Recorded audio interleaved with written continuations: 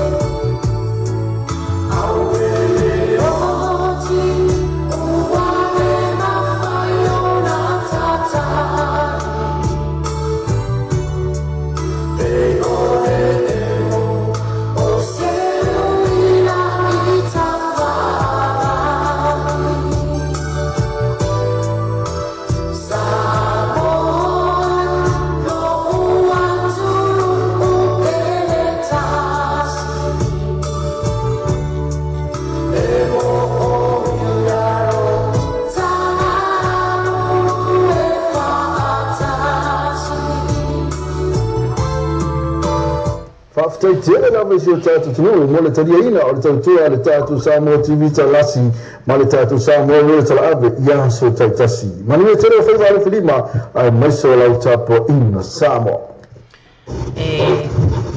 Fatalo fatu I le paia o si tatu tunu ia le foi ua amatalia le tatu porokalame ia ai mai se o fofuanga faawa o le tatu wala leo le Samoa Radio Ave ma le TV talalasi le nei fo ia fiafi e fia fatalo fatu aila ma le nganga fa mo lalo ia ia o to sunga I fa fia ngainga mo to fletua e so se a fata fai tau langa o lo fa pe nao au na matau tua ina ile fina ngalo lo tato matai sili ia ma lo le soifua manuia ia ma lo fo ile soifua langi matafi ia e fia fatalo fatu fo ina I o tato tua asina sina I tinam tamama tutua si o tato tunuu ia ona ia lea matafa yoi ia o le tapua ia o tiu te matofi I tamawhanau si o tato tunuu a fia ngai mwhi au mga luenga ia mai se foi ona ia tato whanau whawhelo ia te foi whatalo fatu I le malosi o le tato tunuu I tama matene talavou ia ai le ngata I lea o whanau a o ngai so lava se vai panoa o New Zealand nei ia o Samoa si o tato tunuu pele ia male lalo langi fo I ro whapena ona ua maa mai ai le porokalame a le tato wala leo I le nei fo ia fiafi ia lau tau au na masani fo I o le afiafi o le sfaraile e vai vanga matau sala o le afiafi to le afua sayonara fa mausili I nei New Zealand ia fatalo fatu fo I le sunga ia ese le tatu tau sala o lo whapena au na matau tua ina pesi o tatu tunuu ia mai I Amerika ma lo le soifua manuia I le tatu tunuu ia fatalo fatu fo I le tau sala ma lo le soifua manuia ese ia fatalo fatu fo I lau sunga tole foa I nei foi teimi I lunga fo I nei penga tawhailangi ia fatalo fatu fo I tato ama futa talo falava ia malo le soifua manuia e te o le tausala ia ona o mātou o le foi wasfaraile ia a o le nā e a fiafi o le asa tofi o tau ia ai la le faina le o le tapolo kalame masani fo ile nei e fia fio spraile ia ma le po le astofia auto ia alo mai sa mo tato mafuta atu se ia pa ia a faia una ia tua tau le iva po le ata ave no ele se fulu ia e fua fo ila valta ngalue ia ile mafuta mi se tatu no ile nei fiafi ia o le tatu polo kalame masani lava e amataina fo isina pesele ave ai le faafetai ia malevi inga ilo tatu matai sili ona ua mai a fo ife au manga luenga le ngata o le nei aso ia a o le nei fo iwa yaso i nei le nei atu no ia ua mai a fe au i nisi ia a o nisi o loo fea ngai pea ma fe au manga luenga ia le tatu pese mai le Kingdom Praise Team o loo pale lea e amatalia ai le tatu por kalame e le nei e fiafi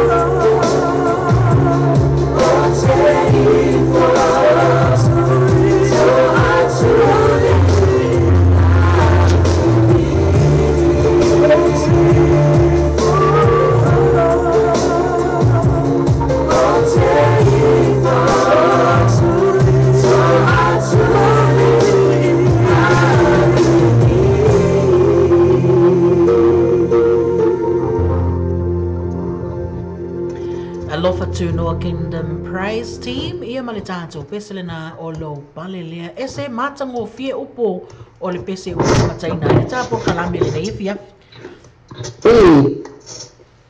Ia, lea foi ua mafuta maisi o tātou tunuu I lunga o le tātou Facebook page. Ia po o le lau pepa foi o whailoa inga. Ia po le api o tustus inga. Ia po le api foi o fōlinga. Api o fōlinga. Ia le nā, ai o le whaasa mo tonu ale nā o le Facebook pēa. Ia, lea ua toe luas fulma le tasi minute o na tāla leo le July fitu ia mātou I nei. Ia a o lea e mafuta mai fo I le tā uso a whaasalalau le tau sala ia Candy mai Sydney I Ausitalia. Ia, ma la usau noa mai ua te ale afa le whaia la tau. Ia, a o lea fo ia iai ma le tāpā. Anga le mafuta mai I ka Natali ese. Ia, le sunga ia Rosa Whiteski.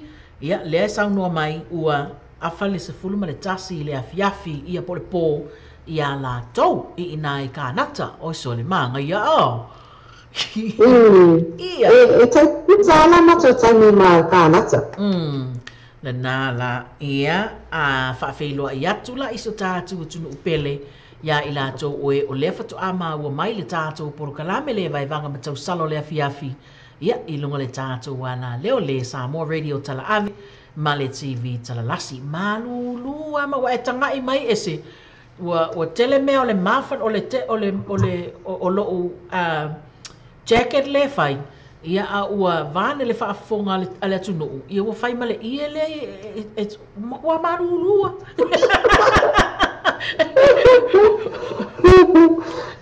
Ua ousana I. Ua talai atu au tō tini e whaonga o tama I lima e whai le tamu. A o lea o ka fio le marulua nei atunu. Ia, ta whawhelo ia tu e si o tātou tunu le sunga ia Loma and Tamilo Talo lea ua mafuta mai ia ma whawhelo ia mai foi e le tāpolo kalame. Whatalo whatu foi le sunga ia Niko Ngango lea ua mafuta moi foi le nei fiafi. Ia ele ngata i leo le tau sala ia Siniva tai whela sua e whatalo whatu foi i le sunga ia Rosa. White le ma futa mai I kanata ia o le ala o sauno mai o te ala titi le tu le afa o le tufulu ma le tasi I le afiafi. Ia le ngata foi lea whatalo whatu le sunga ia toa mata afa ia o le sunga ia Mace Suamasi ia le ngata foi lea e whatalo whatu le sunga ia Seta Tese Shaders Tasi Mua ia ma whapena fon whawhelo ia tu le sunga ia au fata ai ese o le sunga ia o Feira le fale tafi lele ia ai le ngata foi lea o tātou pa anga ma sani masi o tātou nupele ia lea o mafta mai ese kere ia nai pa anga ia ma futa mai awa he tātou klame Masala le ho chap lo kala me le mo pe chele mai ora ma futa ya. Esa o le leilo sa. Ya. O tau sala le afia o le o tau tele ana fa pe lava o le tu ma lava ta o le. Ele sawali o la fi o sawali o po. O ka ya masalo se lo e kalis fu lo ya fa o mai. Le ngau tai biana fatu ama ulu mai vai ngan. Ia le o mana ia o sui le ngol ta por kalame.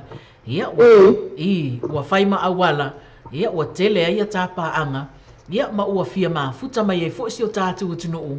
O no le o tau sala o le sawali. Ia fatalo fatu le fionga ia ngal male mana. Alfred Waterhouse le o mafuta mai le tāpolo kalame ma loro soi fo manuia le o fionga ia whaftai fo I mo le mafuta mai I le nei a fiafi o amatalia lava polo kalame le tau sala o le fiafi ia pe o nei musika e unai ai ma tau le o asfaraile e vai vanga o le fiafi la o amata na amata ali ia ai mai se fo le kuka Wa mata o pe kiki a vela kuka vai ngada. Ia le na ia sa e o le kuka. Ia masa sa mai. O le musika. Au ama le mana o nga wenga. Yep.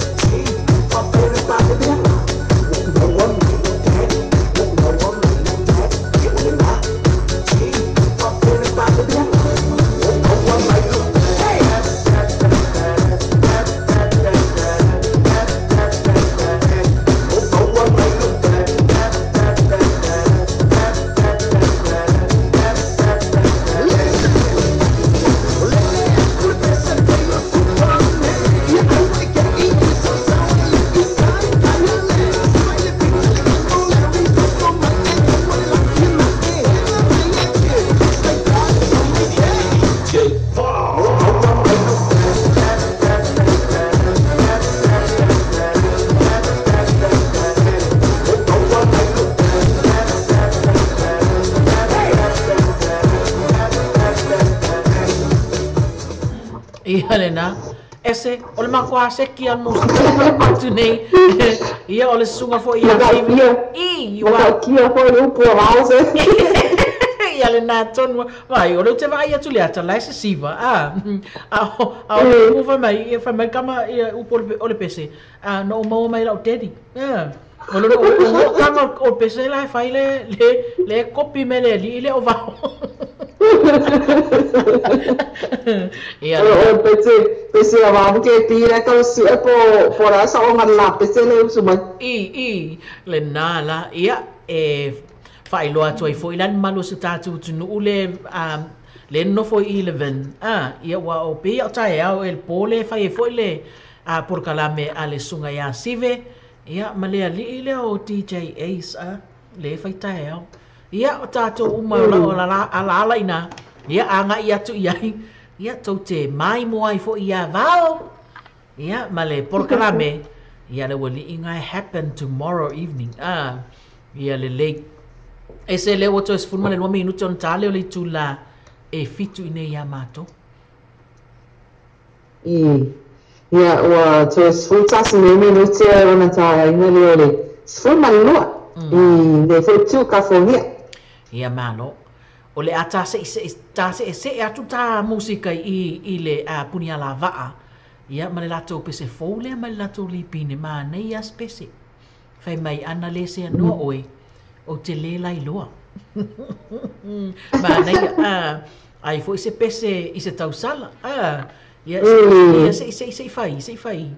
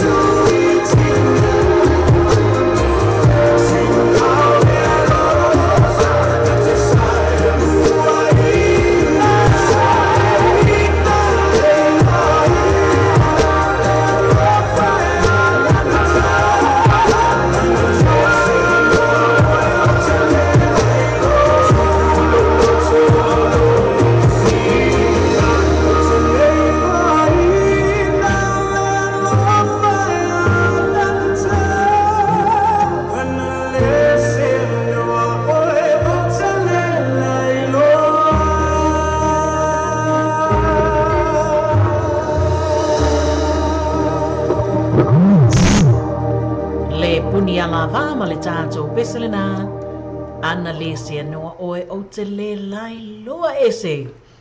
Fe isi nā alofa a makua seki ale alofa lea o lai loa ese lama. Ia le nā lea ua iai fo inisio se tātou tunu ufatu ama ua mai le tāpuru kalame. Ese whatalo whatuai i le sunga ia o Whera la whaele tali lele. Ia, ai maise o le whiunga whatua ia se sidia ngango tuinga mala lea o mafuta mai. Ia whatalo whatu foi le tausala ia Josephin te vanga vailua. Ia, ai le ngata i lea o le sunga ia Ola Mapu. Whatalo whatu le sunga ia ta ala Whaumaua Joseph. Ia, le ngata foi lea e whatalo whatu i le sunga ia mafutanga. Ia i le sunga ia mafutanga le o mafuta mai. Whatalo whatu foi i le tausala ia Florina Lina Vaifale Sikoloni. Ma lo lava le mafuta mai ohi ia le nala ia ma tausala o le aukiwikiti lea ese ale vaipu ese. Ia whatalo whatua i lea ua mafuta mai foi. Ia le aukiwikiti lea vaipu ese mai sa mata i taisa vai sa lengas. Ia ngā mea umanga. Ia ma lo mafuta mai e te utotau sala. Ia ai le ngata foi lea o le whatalo whatu i le sunga ia Loma ma ta Milo Talo. Ia lea la ta ala Whaumua Joseph. Mafutanga malai fono a mani ma lo lava whaftai mafuta mai ia whatalo whatu le sunga ia Lili Valeni ia ai maise foi ia o le tausala ia ese fo leni ia ma le tātou mafutanga ma le polo kalame whaawau i le nei fiafi o le sunga ia Niko Ngango se ita mai ale pese mamoli toi lo whaanga i sia uola e mafuta mai Australia o ia saola a whapea lai mana o le sunga ia ngango o ia Niko ese e piki atu e tā ua le pese, I wa lele o ta ua mai e isa na pese, ia lefa mai tā mai se pese, ia se tā wa aila se pese mata ngofie. Ia e momoli ai alo whaanga le sunga ia Niko Ngango, ia mosi ana wole e mafuta mai I Australia, lea la wa ai atu le pese lea fa me o le kui meko.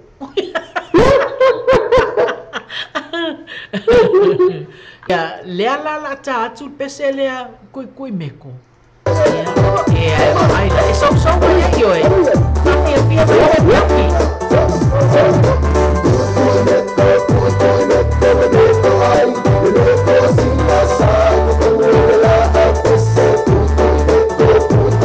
Pia ia ona ole woa a Niko ole mafuta mai Australia ese.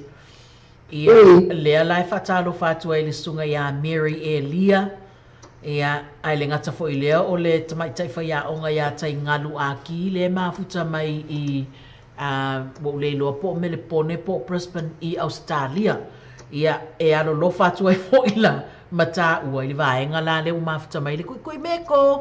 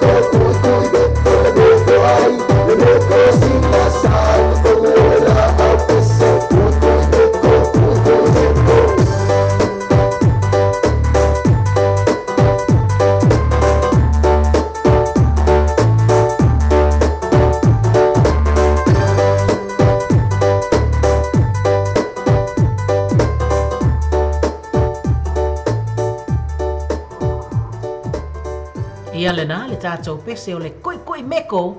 Ia momoli atu ai alo whaanga le sunga ia Niko Ngangu. Ia mo si ana wolo mafuta mai Australia. Ia le ngata foi leo le whaafeilo ai atu ai. E le tausala whaia onga ia tai ngalu a ki o lo mafuta mai fo i se vahenga o Australia. Ia manisi foi o tātou pāanga o malava. E se leo o mafuta mai. Ia mai so se vahenga o Australia. Lea ua mata whae ona wa ai atu isi tapa anga ua whetuleni mai tono o tā Porokalame foi. Ia le sungare ia sefo seu. Ne o mafuta mai me pone. I tō wai ai foi. Ia le mana ia malo la whawhaftai mo le mafuta mai. Ia lea ua mafuta mai foi le sunga ia Mary e Lia. Ia o lo o momoli mai alo whaanga o le sunga ia Mary e Lia mo siona tama o amitua na i si mati. Ia po o sa mata i taisa vai i o lo o mafuta mai ai. Ia po o New Zealand nei. Ia o lo o whapena o na mai alo whaanga o le tausala ia Mary e Lia. Ia ma le pesel nei e aua lofa atu ai mo lau fionga amitua nai. Ia ai mai se foi ia o le tausala ia whaatali lau luao.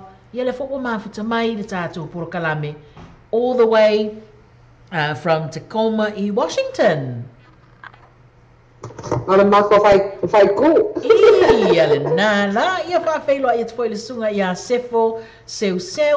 Ia le foi ua mafuta mai me le pone i Australia. Ese le matango fio na ia tātou pa. Anga masi o tātou tunu o lo mafuta mai.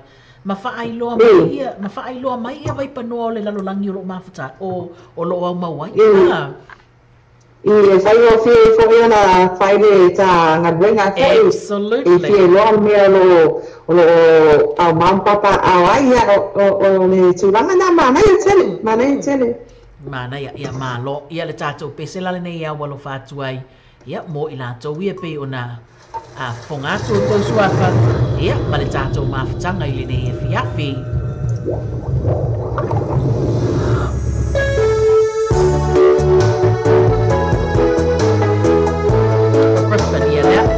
Lea laua mau atu le sunga i le tausala e whaiaonga ia tai ngalu a ki male ainga o lo mafuta mai i Brisbane i Australia.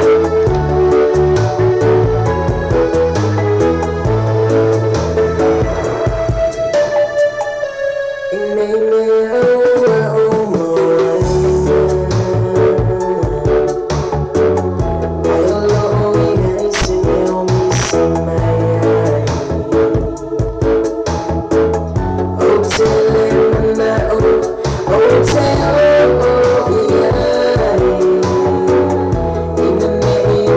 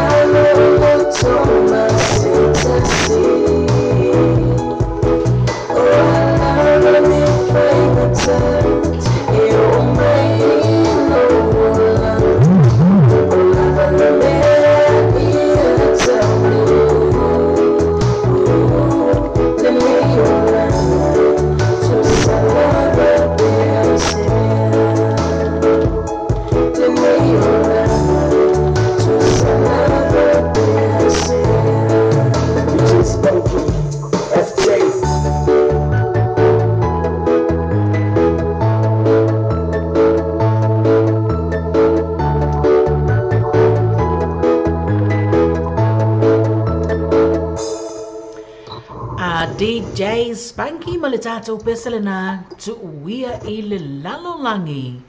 Ia le nā pe ona sa whaatalo whaatuai ma whaafeilo I atuai I a tātou paanga uma o loo mafuta mai I so se vaenga o Ausitalia. O vaenga le mafuta mai I Melipone, ia o Brisbane, o Sydney, ali ese ko kele ala ko. So kele ale so vai. Ia le na ese le o valu minute o te ai nei lali tu lai fitu. Ia anga ia tu vai le wati le fitu. Ia ona vatu foi los tala tu sia fa yesin ta fa so le nei aso. Ia ai pe tale valu. Ia ona tu watu le ia te o le tau sala pe ia foi ni nai tala pupu. Ia mani nai tala mana nei ia ini me o tupu le na vai panoa. Ia ona fa so ia ile po o le leile na tonu. Seki. Ya, ai vai le kuka, vai le kuka. Vai le kuka se fa pa o atu la ta pesele. Ya, se e wa kuka. Yo. Ah, ya. Yo. Vai kuka, kuka mo.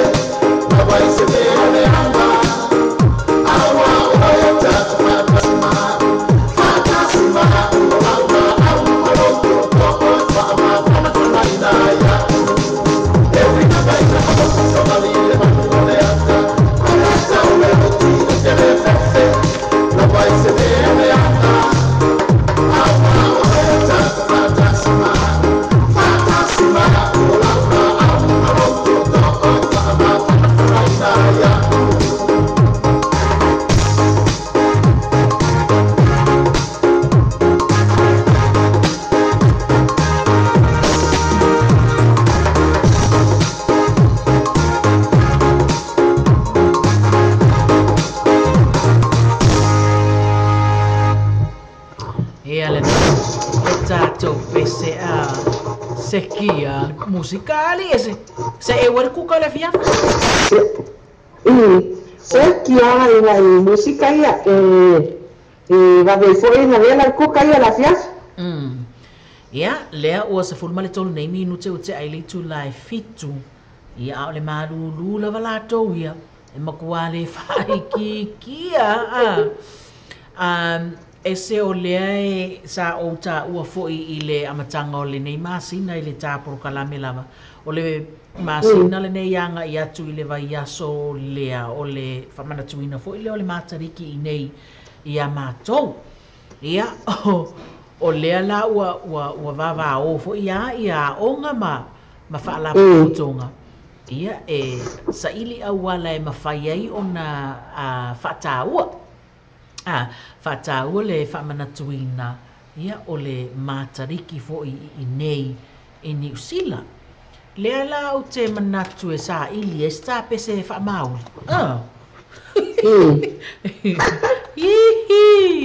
Ia e mana ia fo i se ia fo i. Ma vai atu ai fo i le ta whaafiafianga i pese whaasamoa. Ia e se i tātou wasi.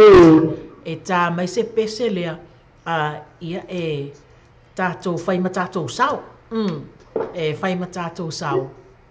Ia i le whanatuina o le matariki i nei New Zealand.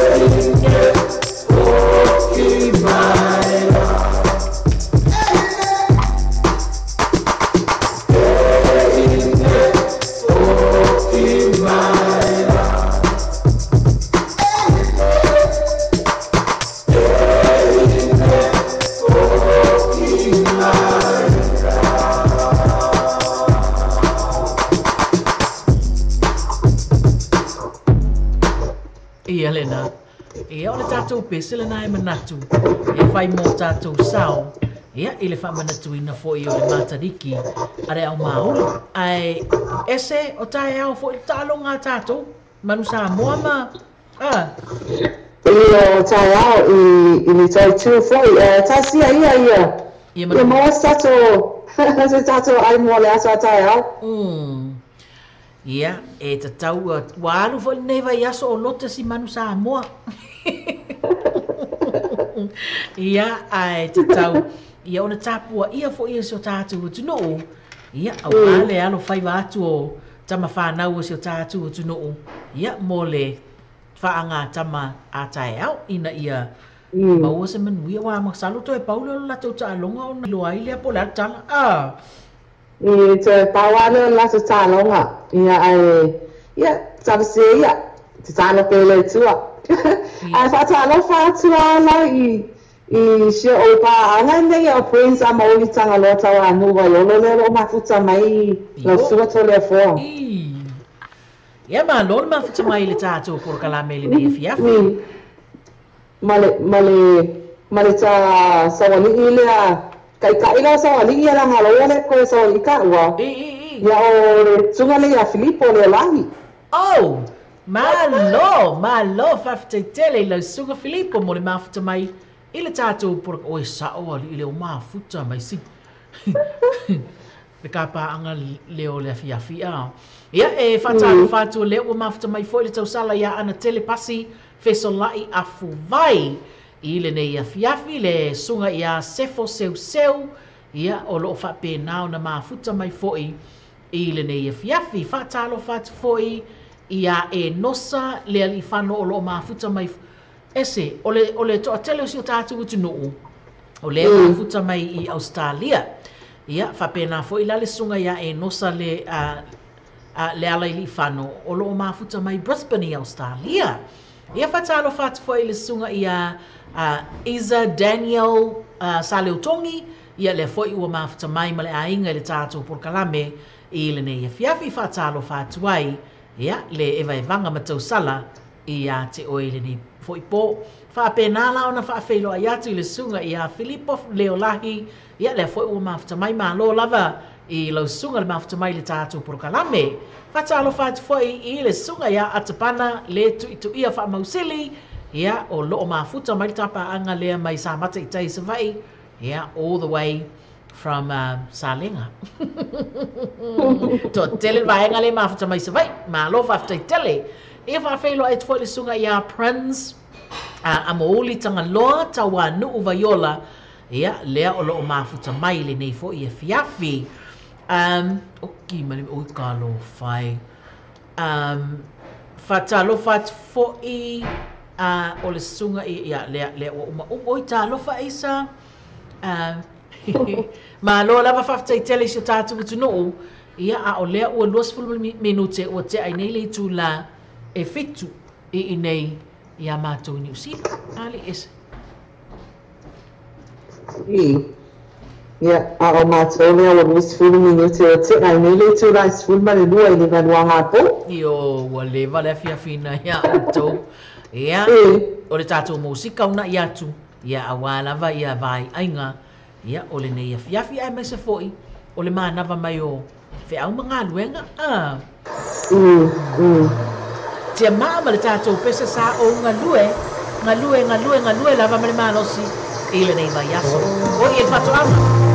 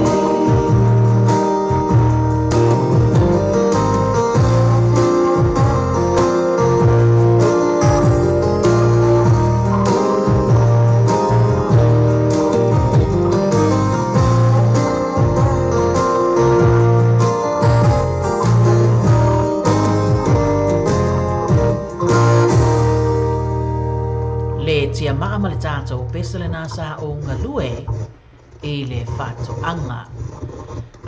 E se toa tele a ia tā papaanga ia mai sio tātou tunu upe o Australia lava le e fetu le ia lewa tau nu mai foi le vaa o le tau sala ia whaatali lauluao ia o le sau no mai oka se mamau sa maka zon sorry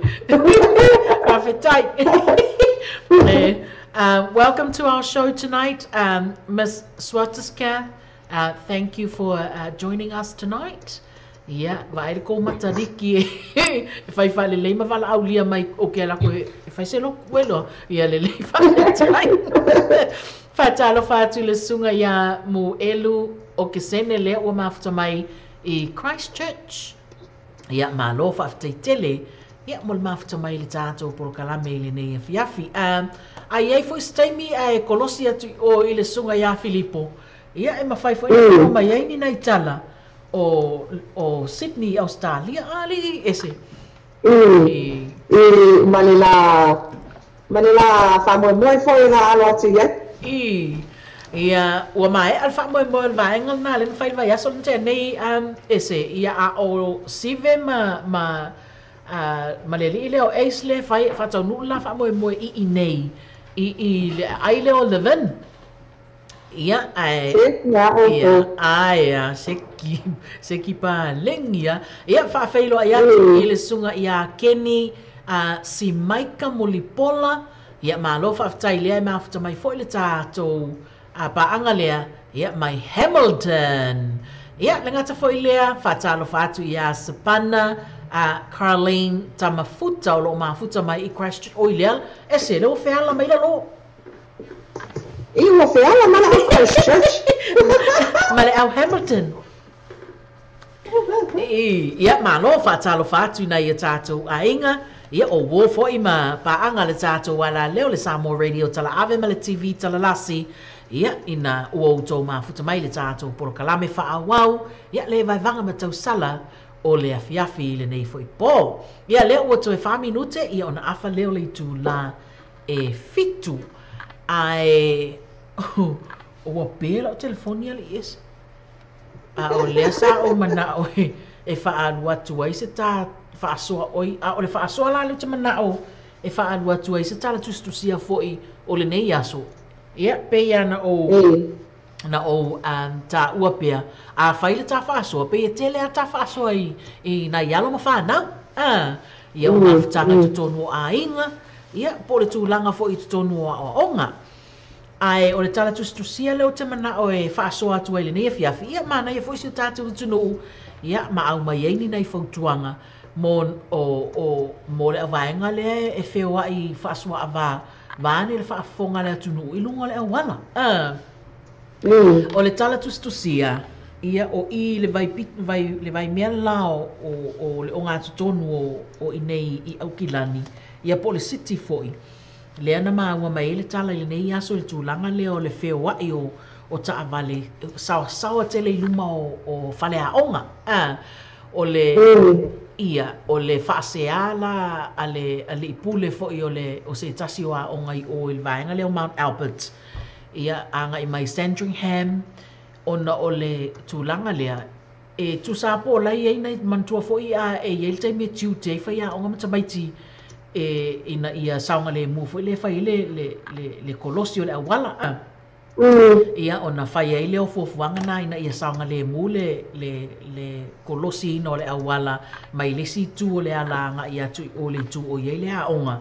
ia e faonga ai ia vaenga ia faonga e fanau ina ia mo le saunga le mu pe te iani ia ua faali foi le fia ia which is o life it's a tau o faali le se ama le fia o le ipule ia ona ua le ai se fa auta o aveta avale e fai ifo le fai unga le o se taimi sa fai esa survey leo ua ua ile to tele o tangata feo ai ona nai le taimi leo tu wanga wa onga ia fa tasi ai ma le fa auta le lava I luma tonu o whale a onga o loo whai ai ia le kolosi le a whanau. Ia ua whaasea aila nei pule a onga ona e matuale saunga le mua. O lea lai au mai ai foi ia le fautuanga mai le ofisa o leo. Ia, se I tau tuana mā tātou I le taimi tonu le o tu ua onga. E tosa lai e maa ua ele matuale ai o se wha au tauta o tangata whewa, o taavale whewa ai ona ua mawane ai. Ia o lai ai e wheu la kupalungi le si au vai. E wha mai e wheu la kupalungi le si au vai. E of tosa lai ofo fo ia ali I malu o malo fo I lātou ia whatau no ina o lātou ngā luenga. Ila nei taimi o le aso. A o le whawa I ona nai nisi tangata. Se I vane le whaafonga a si o tātou o tunu. Ia, o lea e whamai e wheu latu palungi ia lesi tangata. Ia e whaatolu ina le ova fo ilia male li miti e te tau ona iai le alcohol te tono lo te tino. Ia se I waaila iai le nei taimi o le aso. Ia mātou I nei watu ua onga I le tolu. Po le kuata I le tolu. Ia po le tafunu e te e le tolu. Le vao le tolu 2:45 and 3:30. Le taimi le nā. Ia se I aiwa e whaafonga mai la oe I kaimi e whaasua a vai. Ia tangata wheo wai I lunga o le ala. Ia o nisi whaasea e le o tango fia le ava. Ai mon me vole fisio. Me vole mi mita vale. Ia ke I au whaafua se I ale alu so nga sawa. I luma tonu o whale a onga. Ma le vaenga tonu lea e whaatino e le ngā luenga a whanau ma whaia, ma sunga I whaia onga. Awa le pui ngā le saunga le mō o le kolosi ina o le awala e nai e tātou whanau. Ia o le tala tusia le nā lena o maua. Ia o tui nā tu e whai e fwoi le tā whaasoa le nei e fiafi. Ma nei e fwoi le whaasau le o sau fwoi la ngona. Ia a matalo e tutusa fwoi am tu la whono o tō.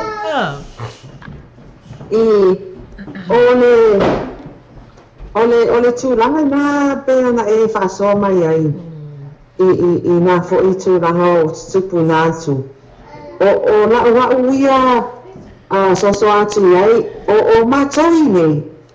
O le puipuinga o tamitia onga e mese lawe tamitia onga. O le puipuinga la tamitia onga I nei fwoi tu Amerika. O le e tutusa tengi le tupu e mea. O mātou la o iaia mātou tangata whainga renga ale malo. O tutua la toi a wala malato sign stop being security being sulaki. Ia o la toi la nga e tu mai la lesi pito a tu lesi pito a wala. Ia o ina la e whaingofia se feo o mātou I nei I tu langa na. Ia o nei whalongolongo atu pe o nisa o noa lau sunga foi. O tamiti a onga mawhai a onga nai sosoani I le inisi o whanau a wale kolosi ina o le awala.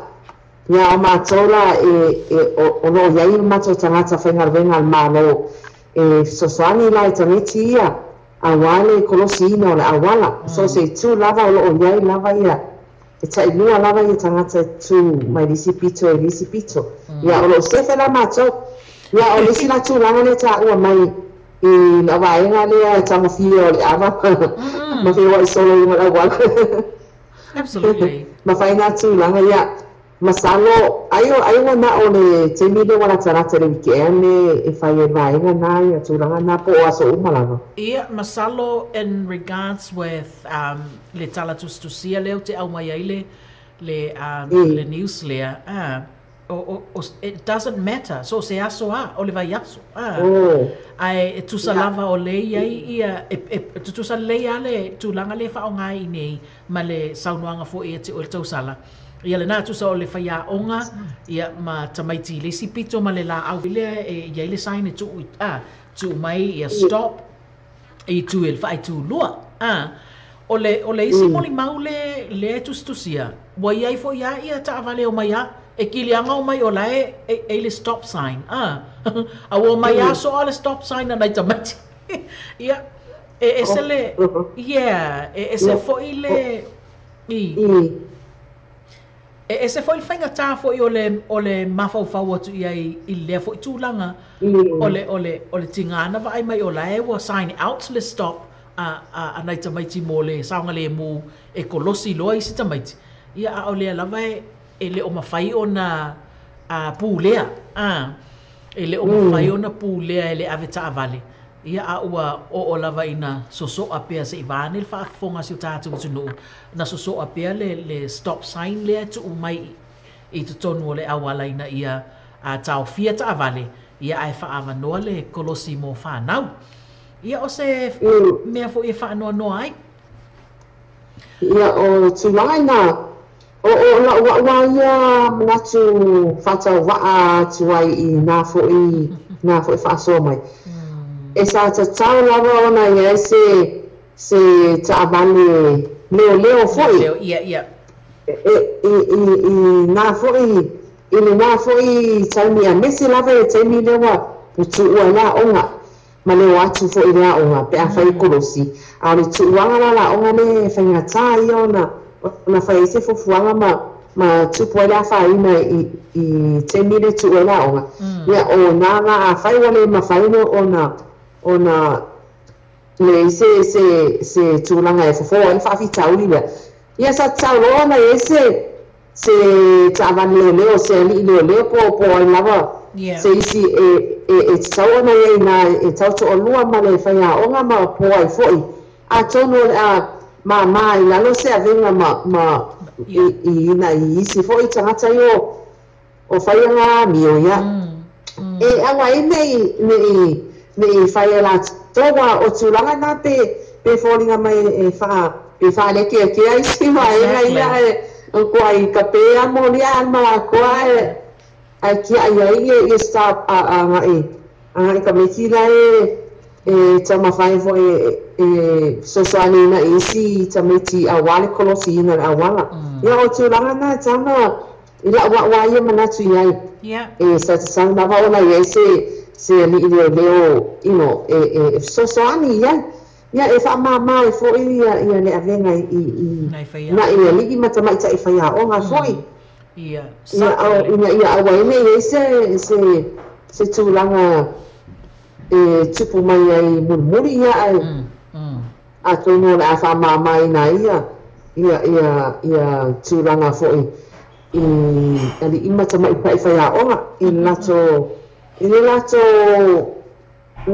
fia awai fo e awai ale pepuinga o na itameti i le tuanga onga ia pauna so atu o lo nei foi tangata i le fasoa mai foi i le mata upu na so tole foa malo sa o lele alo finangalo ma na ia foi fo tuanga i o le tulanga lava na o le iai ia ai pe o le mea lava na pe foi ona o fasoa atu ia ia male au le popoia e tiliana na whaonga ia tūlanga ina ia pui ai ia ai fo ia kama fo ia nga e sa oi vau ia le whai aturta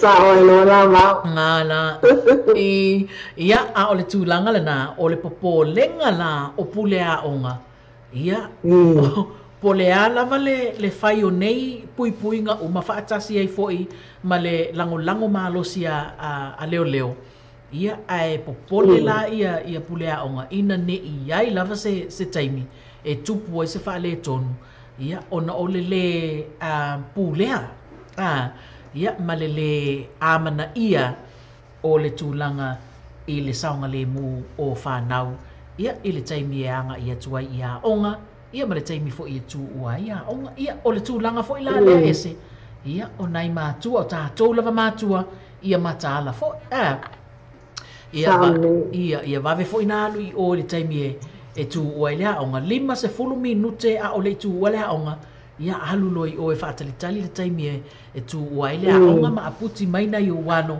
ia ina ia aua fo ina ia whainane i se whaafita uli whaapea ia o le tātou whaasoa le nai lina ia fiafi ai a whaapea fo ia iai sau manatu ma sau whaasoa ia velo mai longa lai lunga kako Facebook page ia po apio fōlinga po le apio wheo inga ia ona whaasoa atu ai fo i lea.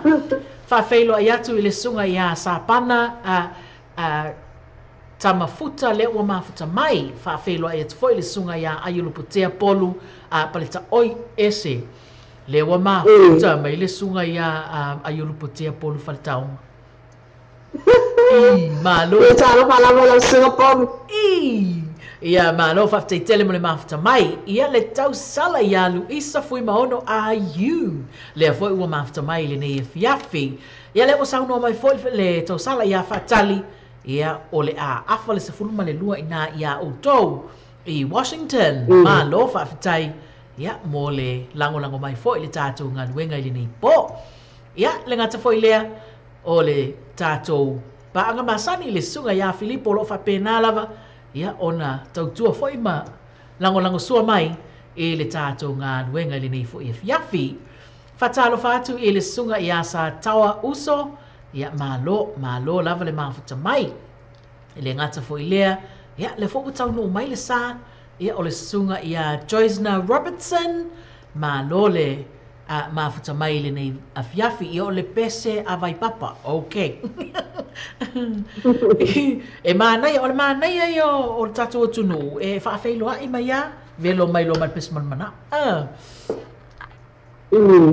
ia o le tūlanga nei tau nei ai ia o wā tatu e vai vanga o le nei fiafi ia ese ua toi luas furu la minute ia o le tāle o le tūla e valu ia a tā i neina ia mātou a tāla le tūla e valu ia manai e atu poani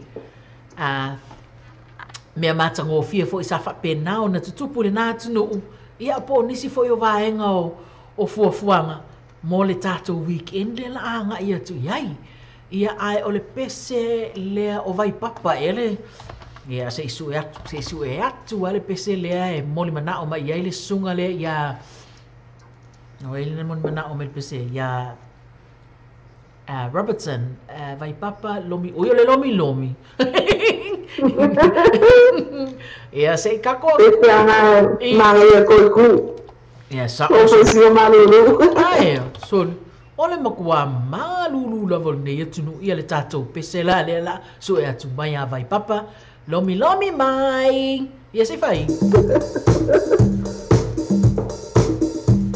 Ese que kamala suli. Le kama kiki ya ai. oh Siva mai nga. O que me pone puleao na tika. pulle ao yo yo ai ai Yo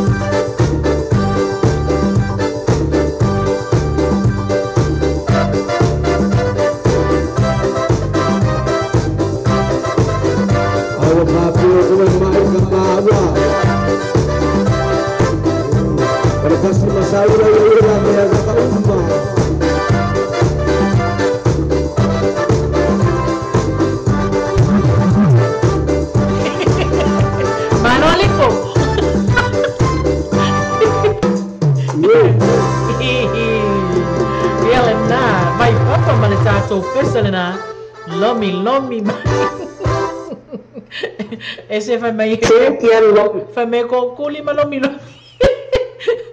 Fai me ko kuli lomi lomi. Tutu lomi lomi. Lili lomi lomi. Sa sole. Ole makuha ki al pesa tangata leo Josnali ya. Robinson malitato pesa pe ona mon mana o mai ya lena. Leo wata o mai lai li pesa pon mana o mai li sunga ya sa tawa uso fai mai Rosalina la pele from the Bunia Lava. Ya walo fatuai.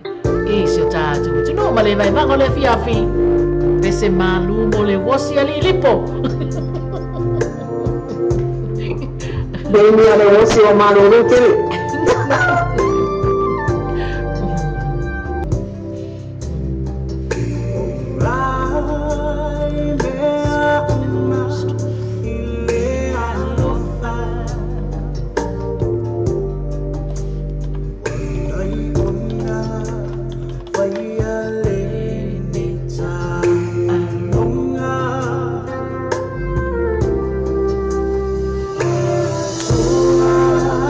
Bye.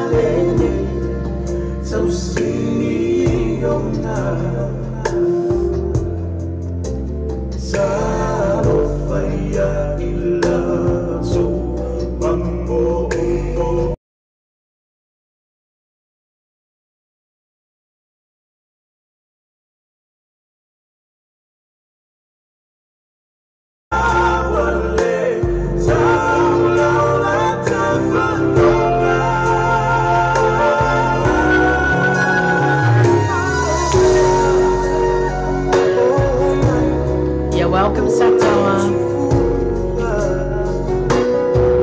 You're welcome.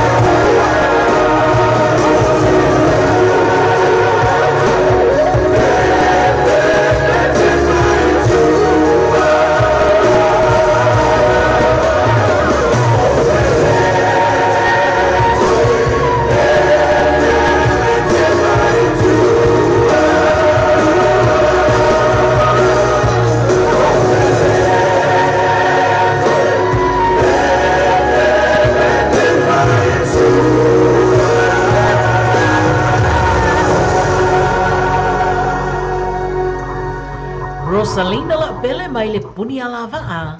Ia, pe ona safa pe na ona mole mana o ma iai. Le sunga ia sa tawa uso. Ia wai vai vanga se tātu utunu ule nei fiafi. Le o tau no mai fo ile isi a tā pese mole mana o ese.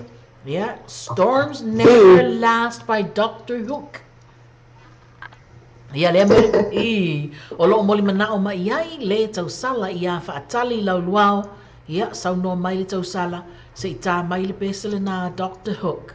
Ia, Storms Never Last, e au alo whātuai isi o na nephew o Kuwait.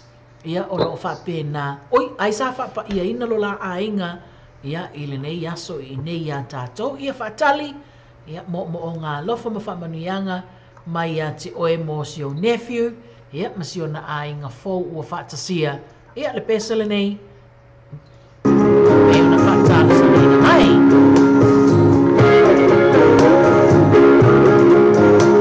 Storms never last today, baby. Bad times are past, but your hand in mine still thunder.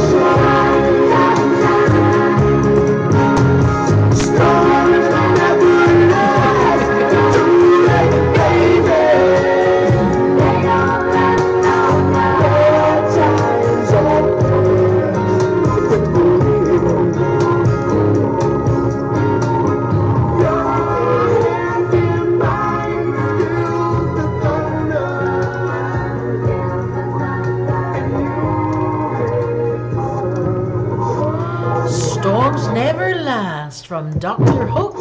Ya, ole na sa mole mana o mai ai le tātou paanga ia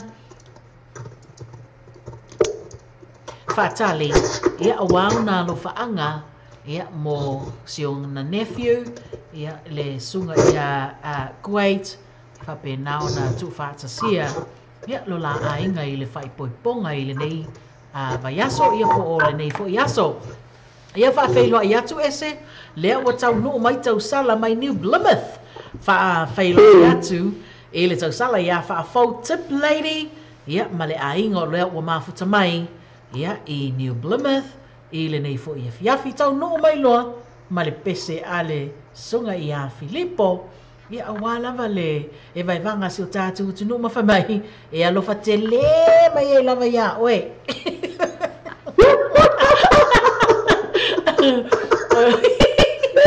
alofa te le mai lava lipo ia oe sunga ese ma kwai ke le for nga ai e alena alofa mai mo o nga alofa from Timaa our tangi.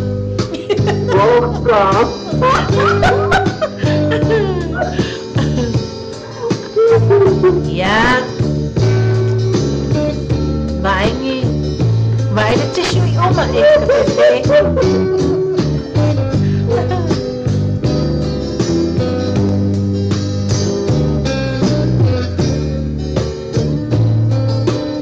mai mau la ta ai nhiều apa oh lele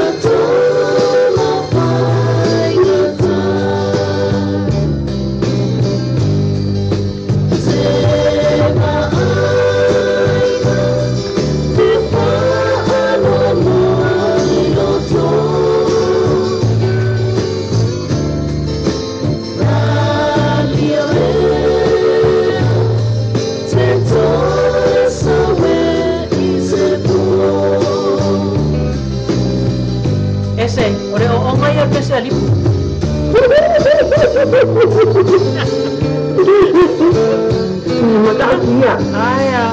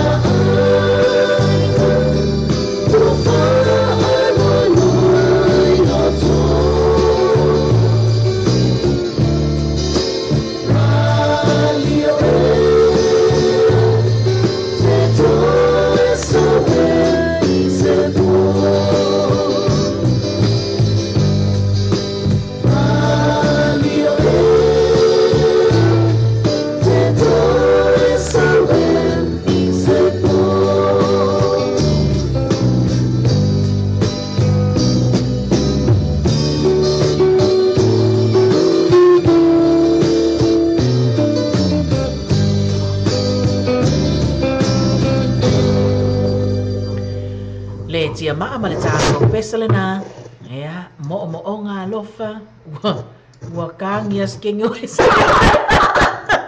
Oe ka ngai ange o ia. Lipo ma le whai mai ngā langa comment. Anga se ila. Ai, anga se ila ka laka mai ia. Ea, lea ua te alei tu lai valu I minute 5 I inei a mātou ia pe a whai e tusa malofi na ngalo le tausala. Ia, mana ia ni nai whaasoa mai le nai tu. Ia se I whaafonga atu fo isi o tātou tu numa le tātou au e vai e vola ni ia fiafi. Ia po ani men tutupu mai le nā whai tu le nei vai aso. Ia, e hau tāna mana minua ia o le tala atu I mea lo tupu I nei fo I tu Amerika. I le mātou atu California, ia, e le ai ani me tele o tupu I nei o na lo whai e pe lava ia tau whaunga a inga ma lato whanau tuanga onga. Ia, e lea whaatua umatu fo ia nisi o whau unga o kolisi mo lunga I nei fo I California. Ia, lea la o whai e nei ia ni tafaonga a nisi fo a inga ma lato whanau. Ia, o nisi tulanga o loo o mato tu o loo whaia ia ni whai polponga foi I mato vai aina I California ia. O ne aso to o nai la lea la sau nei. Ia, o le o la o toi whai maranga toi nisi tua la langi. Ni tūranga fo o whai poponga tono aina. Ia o la whamaranga fo I nā fo I tū o Seattle, Washington. Ia o la soto nai nila o la fo I se whai poponga se tasi fo o whanau tono fo o na aina ia. O nā tō tali mai fo I lea I le mato kirko ia.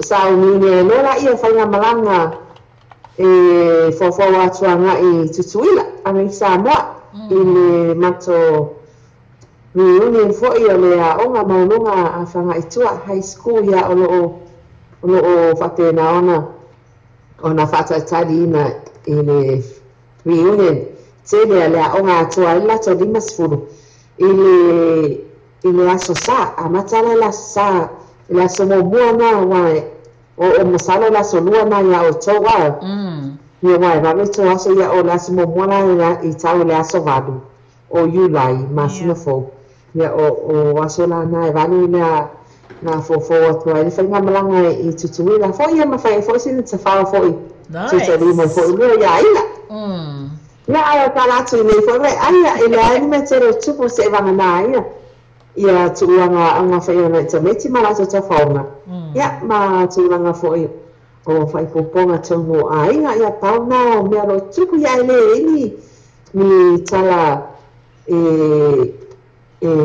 ono fa no lo toma se vana na ai Filippo le mala na pese le ma fatia mai ne lo to calo fai la no Faftai telefo e te o sala mana ia le faso mai a ese ia wo manatu ai foi wa pola savarele ne ia mato ia often o le taiawa ena ia po le sto nai foi ia e tele foi lai pe ona ia foi fofuanga si uto ainga ia to telefo le au ipo mai taiao le au ai du ko kele mai ni foi o to nai tu ia so I no mato ia wa faia wa kire yang ko kele ia o ai lava la o tapena mo le tulanga lea I le nei foi weekend ia mato I nei ia ma fo foi ma fua e fatau no ina foi le nei aso ta ua mo taiao ia le pese foi le nei ole atu ina atu mo outou ia a wata penanga ia mo le tu fata sia foi le fai poiponga ia le alofa maleanga le lei o lo tātou mataisili ina ia fatau no ina male menuia outou fuafuanga ia ai mai se ia fa menuia le atua I a inga fo malava ia ole I do tire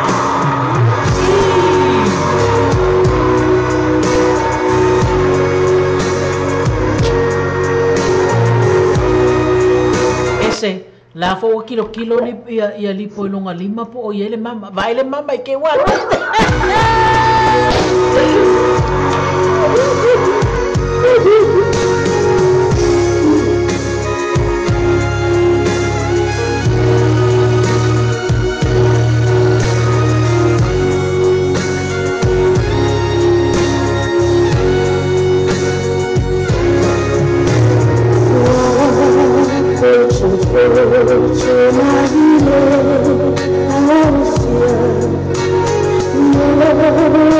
My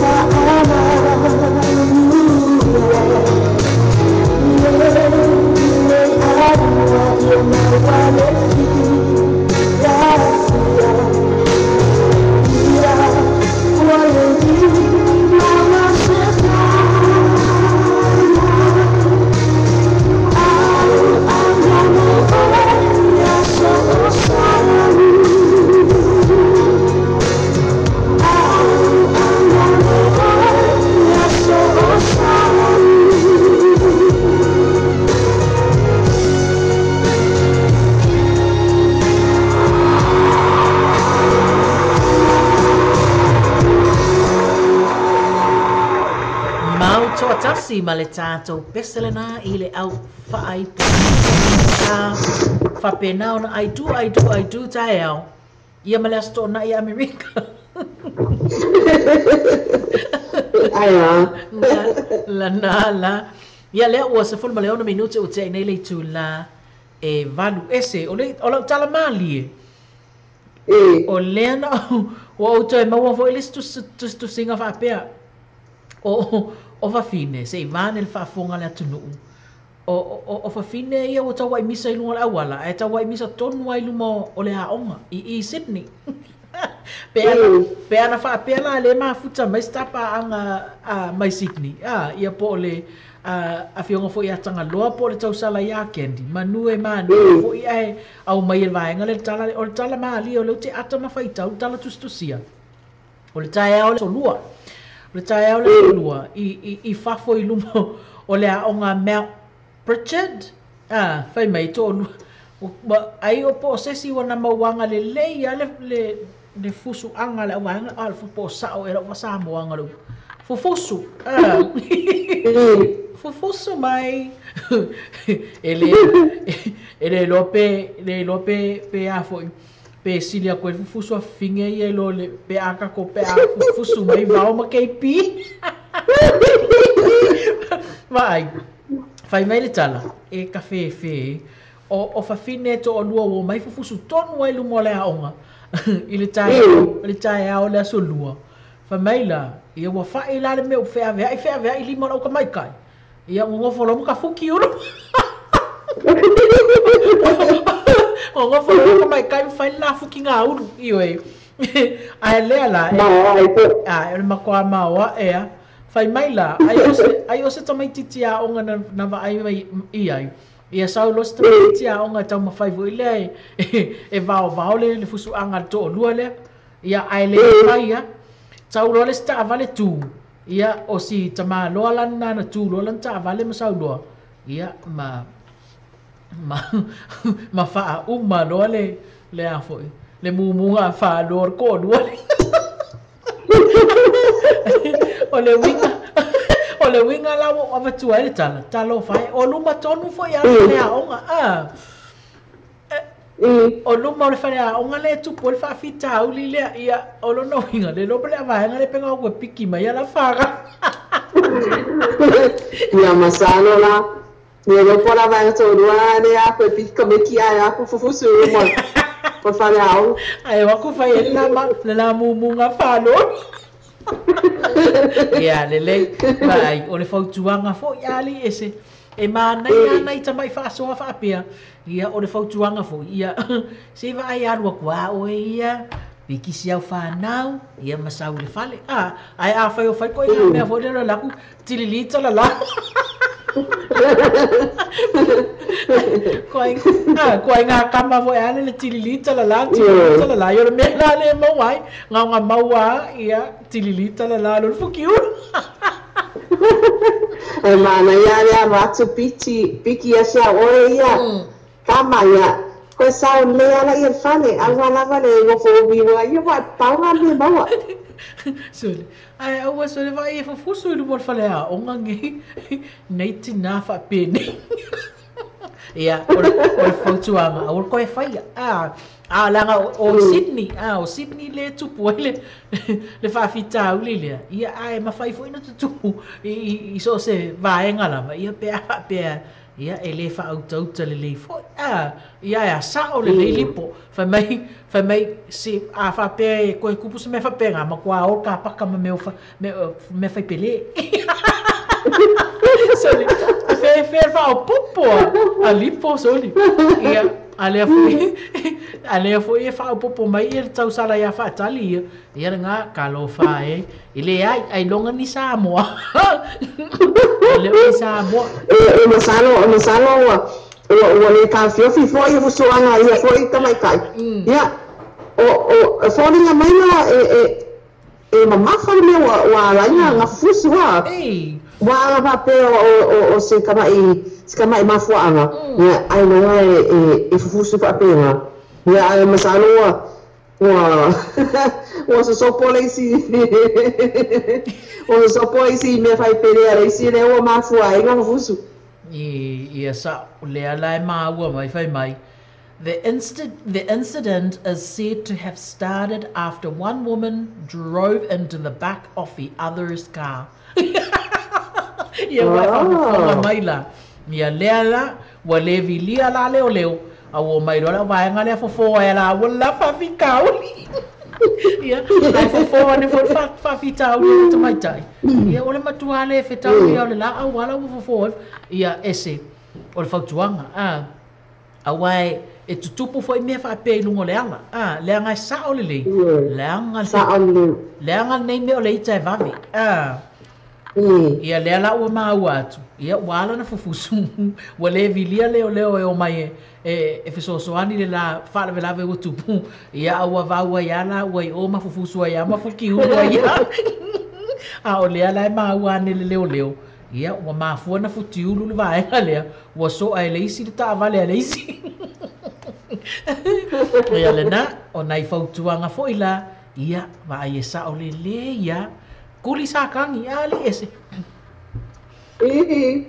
ma ko e pui ngala mo so fu ma la lo inga ia wa ngi kupunga me o la va me ngala au lo fisa le ia o mai la to fo fa fika uri ia ai wale wa me nga ke ia wa mo fuki uru ia ai le lo ko femena la faia nga ia wa e sala ia ni sempre va qua lo tike ia skemi e am sa o ia o ele fale ele ko fa es fuki au le na tonua ia o me fa pe nei ese ia ele o fa pe ele o tup o le fo i tupu e ia fo ia le si ele lava le ono sai ia e na ona la vea mai ai tua e nga ka kala fai koa ia la ia ai le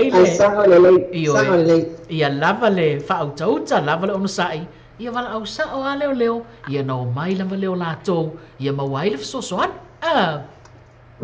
ia malo fa tai ma na ia telena o le me fai ela utala o le tupu lu ma fale a o nga so kal fai ngai ka mai ki ngai fai a o nga ia malo I want to lu ma fale a o nga yeah welcome to our show Fire Lucy nice to see you listening and yeah le la se ta se pese mo si fai a o nga o Lucy le ma futa mai ile tato por kala mele nei fiafi yeah mata ngo fia foi fa so ia ona o ni nai tala tustusia ia e fai foi ma fautuanga ia ma tu atu pe io au tafa ia ina ia fa pe na ona lava le ono sai ia o le alo fai me o mali ese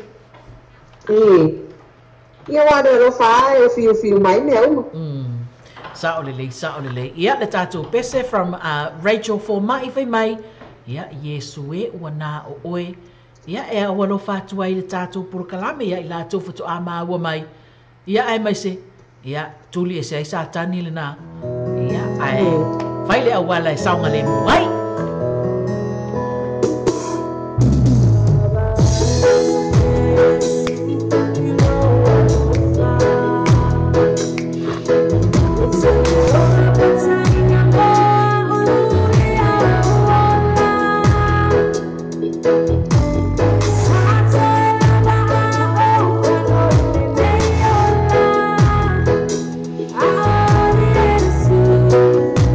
Saya pilih-pilih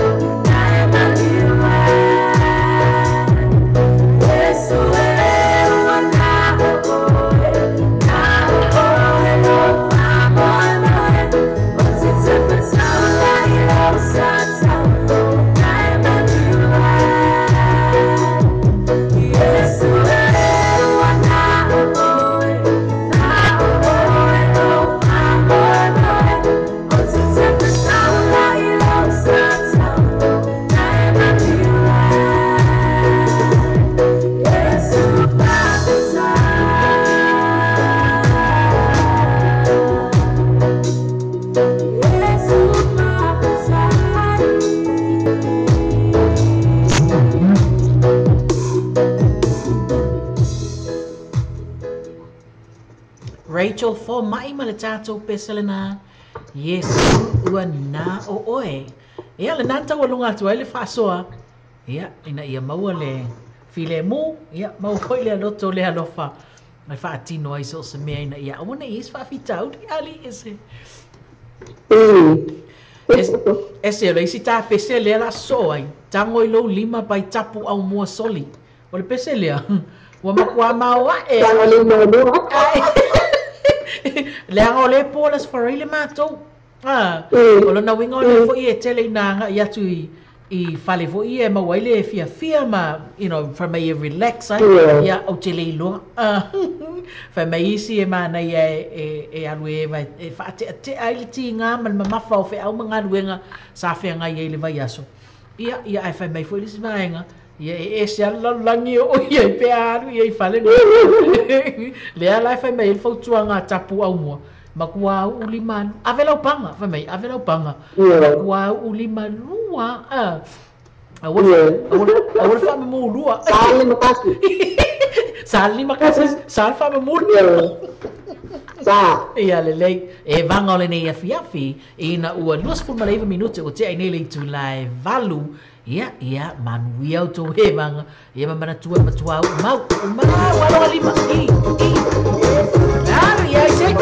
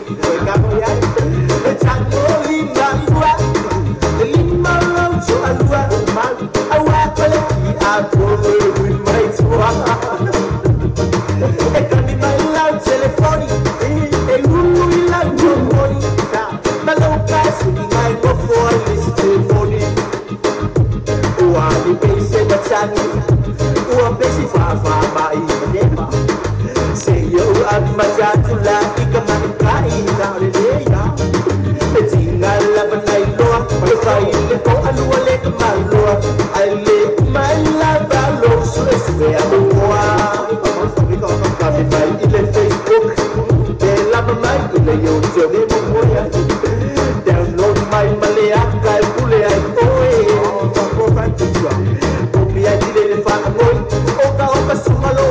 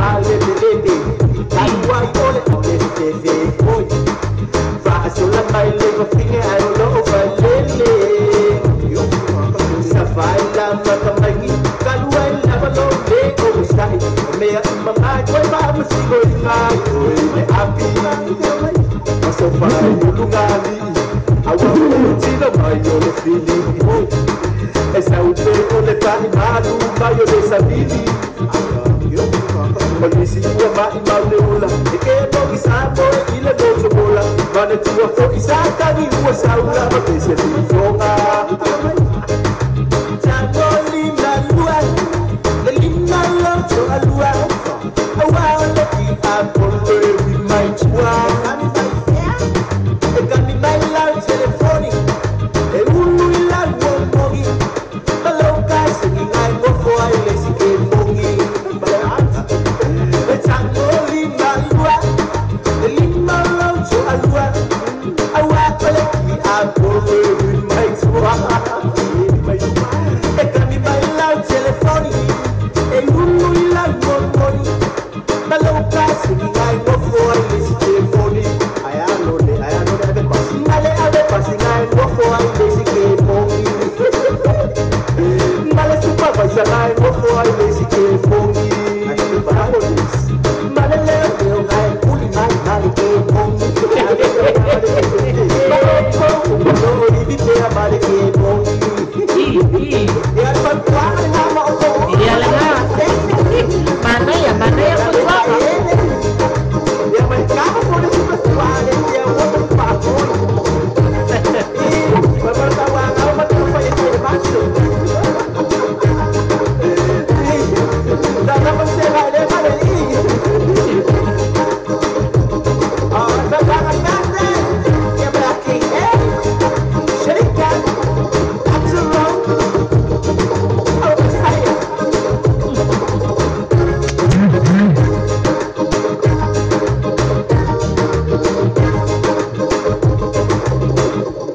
tapu au mua sole e male tātou pesa lena ia tango lima lua i le lima o si o toa lua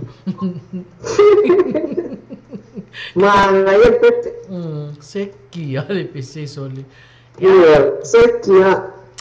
e se fatalo fatu fo inisi o tapa anga le fatu ama ua mai le tāpolo kalame ia e le tātou wala leo le radio Samoa tala ave ma le TV tala lasi fatalo fatu le sunga ya Lucy Cooper le mafuta mai i tauranga ma lole mafuta mai e te oele te mai taifa ya onga ia le ngata foi le whawhelo ia tu tau sala ia le sina lo longa ia le ua mafuta mai le nei fo i tu lao le afiafi ia le tau sala ia whaafau tip lady alo mafuta mai i New Plymouth ese o i le makua ko ai le isa le aile le mafuta mai e tau sala le o whaafau ia Mana mia la e mai nga pesa va pe. Ioi, o ka mai e wha me ien ma lili i whainga le aisa. Ia, e whatalo whatua i le sunga ia David tamali o lo mafuta mai i le nei e fiafi le tātou porokalame. Whatalo whatu le tau sala ia vai ula so a paia whale alii. Ia, lea foi ua mafuta mai. Ia, ai le ngata foi lea o lea ua se va atu tau nu mai foi ia pese mol manao asi o tātou tunu le tau sala ia foi lani whaope ia le foi ua mafuta mai i le tātou porokalame i le nei fiafi whatalo whatu le tau sala ia Natasha va e lua talofa ia te ole tau sala le tamai taifa ia onga o Natasha va e lua le o mafuta mai le nei foi tu la fatalo fat foi le sunga ia a Lena Feangango ia le foi o mafuta mai le tātou porokalame i le nei fiafi ia ese o lo fa penala va ona to tele si o tātou tunu ia ai fa fitai foi i o tātou tunu ona o le taliaina o le tā au nanga foi le nei fiafi ia ma le tātou porokalame masani o le vaivanga matau sala o le fiafi e whaafeilo e atu fo ila le sunga ia a Lena ia lea ua mafuta mai i le tātou porokalame lea ua taunu mai e se le pese le sunga ia David fai mai se i tā mai al pese nga lea Felice Mikaeli a fuli mai lo tua Ia a umana umau lima lua le lima o le toa lua. Ia. E mo lima lua ai ko e mo e fo lima lua. Ia me fa pena o tutupu. Ia pa wa tu la fa e matala. Io e matua matala. Ia wa ki a polo e umala le me kua. A we mai luma mau kafa. E ui mai fo i lunga malano ma le ngako ko. Ia malo fa te. Sa mea. Ia le o tonu mai la le pese le sunga ia David Matali. Ia fai mai le pese le na le Felice Mikaele a fuli mai lo tua pe a fai e maua le wa maua awe te popole le wa maua. Ia e fai mole lau fi o ia le lei e fai mai va ai aku ngai kanga ka Samoa a le ua kau walu o le live mai le kan o ia ka lo fai. Ia le pese la le pese la nei David pe ona e mole mana o mai ai a fuli mai lo tua. Ia vai se isi pusa tissue. Vai se isi pusa tissue kake fica ngisi ai ese.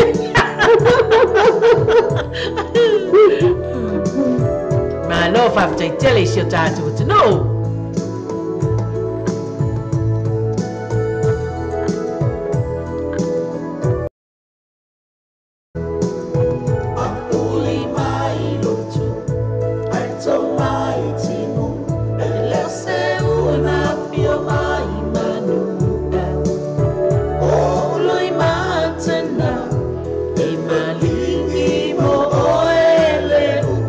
Fonga mai la ye.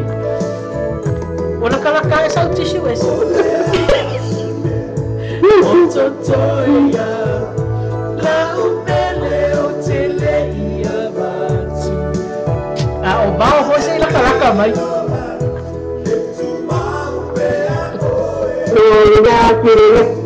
Ya kilenga sola bao. Kilenga sola bao makai pi. Ya. Ai sao le sa nganga fa fo wa matua maru ru ana.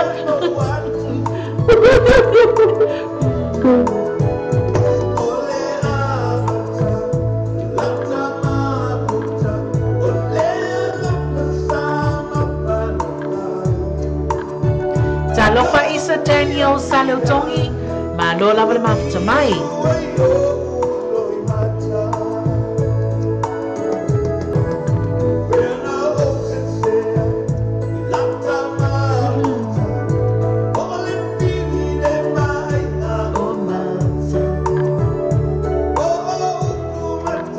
Talofa Elena Feangango o mafuta mai i Amerika Samoa ese le isi lea tapahanga. Patalofa atu i taponungu tasi angavale ia malo le mafuta mai. Talofa Natasha ia velo mai sina pese mon manao pe amana umia o lo leo o fanga solo atu ia pese mon manao le nei fiafi.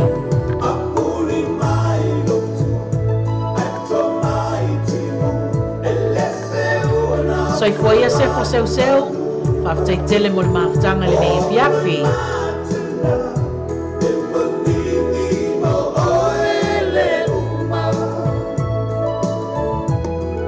Vai ula vai tasi e ku vai a tasi so ia wala van nga foli.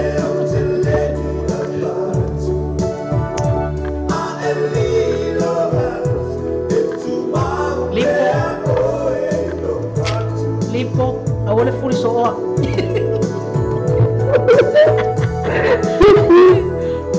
Limpo, lalu mali malua, lalu fuli mali kuah.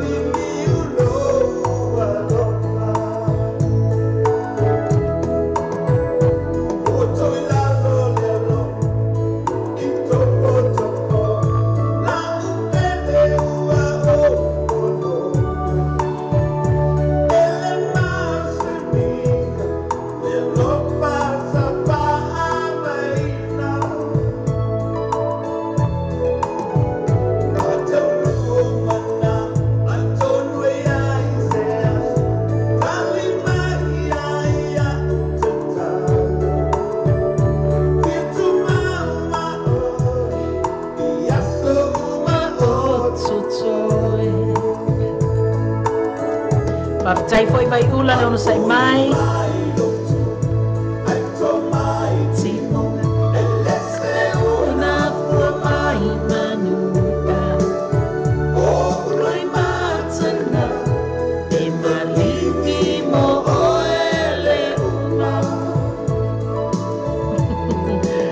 Lipo mai kai ale ese le fuli atu na tua.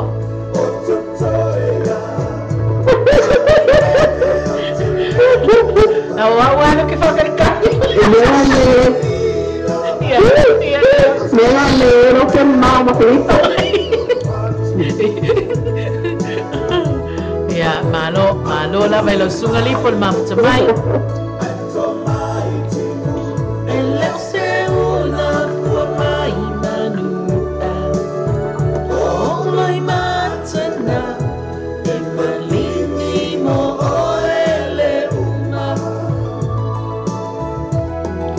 Lei fau.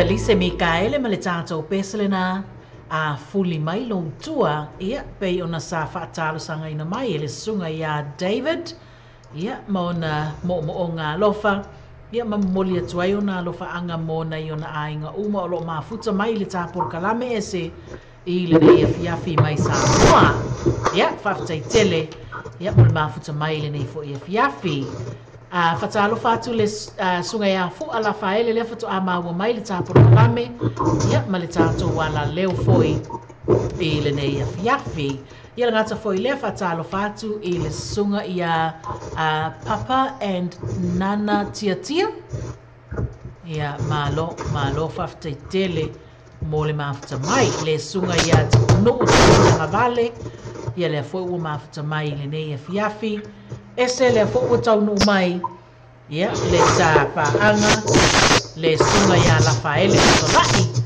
ia le ua fa pena foi ona mafuta mai le tatu kalame i le nei fiafi ai ese ona ia nai asofa na wo fa mana tuina fo ia ai le ngasa fo ia o si o tatu tu no ia ilato o malabo fa mana tuina fo ia sfa na le nei aso a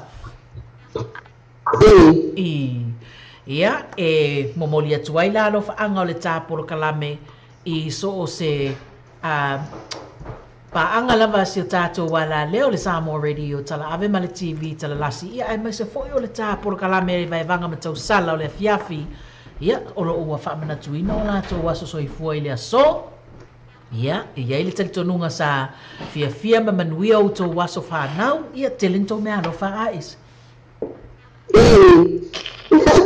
Ambiria tola jeri melofa. Au se papa kiu foi. Ia momoli fa pitoa tu ai foi la lo fa anga ole vai vanga matau sala e si o nis lea malona sian tama ona atua nei le lua tau sanga o mai moko. Yeah, lena my beautiful princess, yeah, Hope, Lewila Junior Amona, Sila, yeah, leana atua nei lo na lua tau sanga, yeah, lala ua pasi ia malevainga fale tau le infants te tonua o ngā amata. Yeah, ala watu stepulo na lua, lea ua move atu le potula ye le au toddlers. Ia o ka maula vale ala ia la mo le nala ia baby ia manu ia tele lo waso whanau i le aso ia no fangia le atua ia mawalo malosi mo su enga le whaiwhi au tae au mātou mat su enga tae au ia le fo umana tua tuai i lo waso whanau baby hope ia sauni leila u tauloto tae au ai lo fai tau le pi ali ese le au vaenga foi la ia fai tau pi fai tau le pi ia ma fai le tauloto foi le oina fai a oe ia male a ato elefane ia le na le pese le nei tai na tu mo ilato o malava si o tatu tu no un famna tuino o lato wasa soi foi le so ia fa pito mo si o nisle ia o hope ia tele to wasa fa now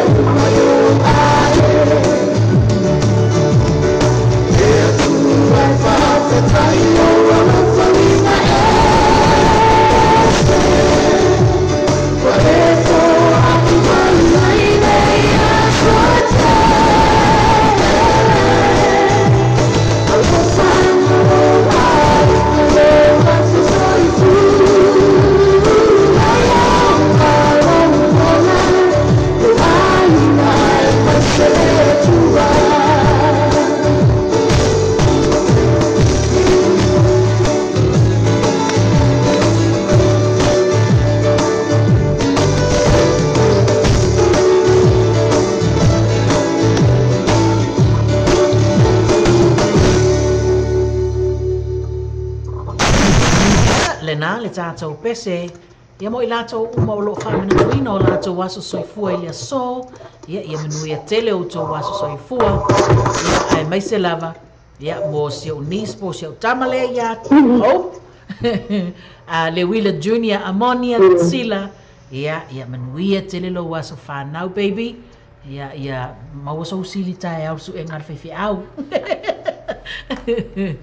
Ia whawhailo ia tu lewa. Ia. Whawhailo ia tu le foi wa mafuta mai. Ia le sunga ia la whaele fisolai. Ia ai le ngata foi lea o le sunga ia atapana.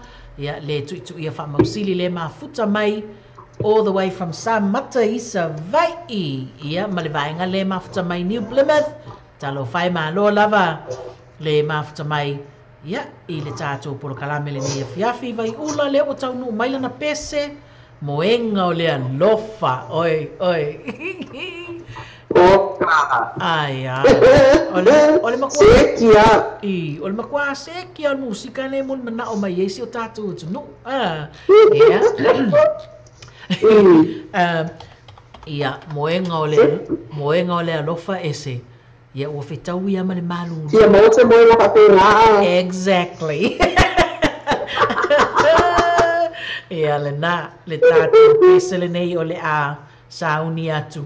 Ia mōli mana o ma iai. Ia le tausala. Ia vai ula sua paia. Ia i le moenga o le alofa pai Christy vai moso. O le alwa tu lava mo oi. Ia ma le tātou tunu o fo i le nei e fiafi. Tau roa.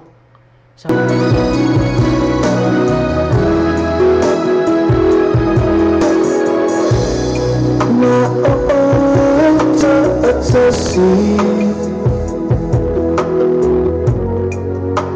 esiri ila uva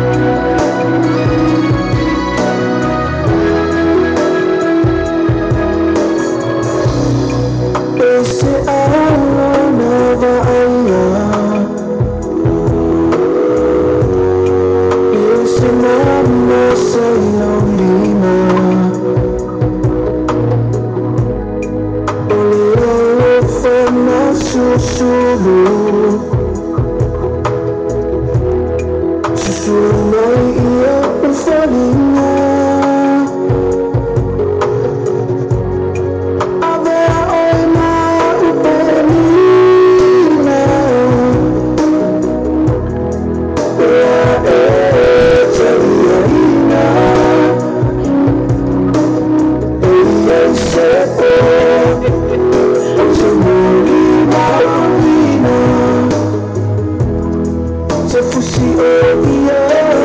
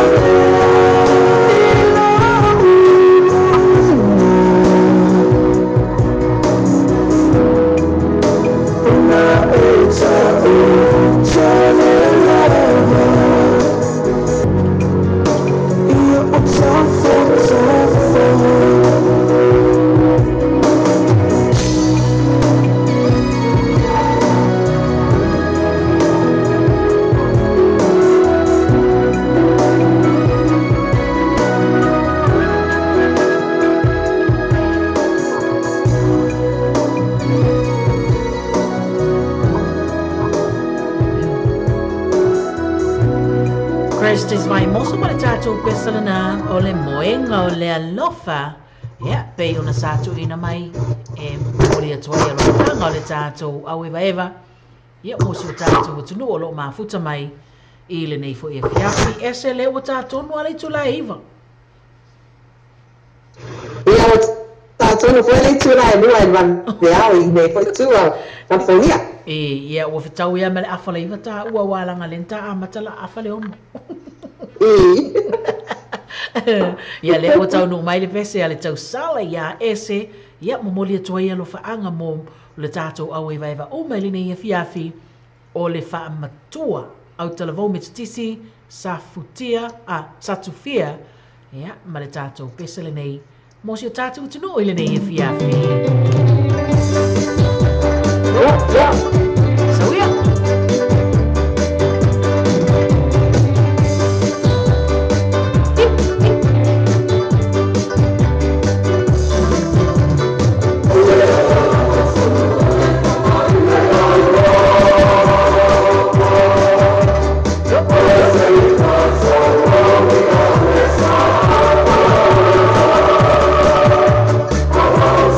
Yeah.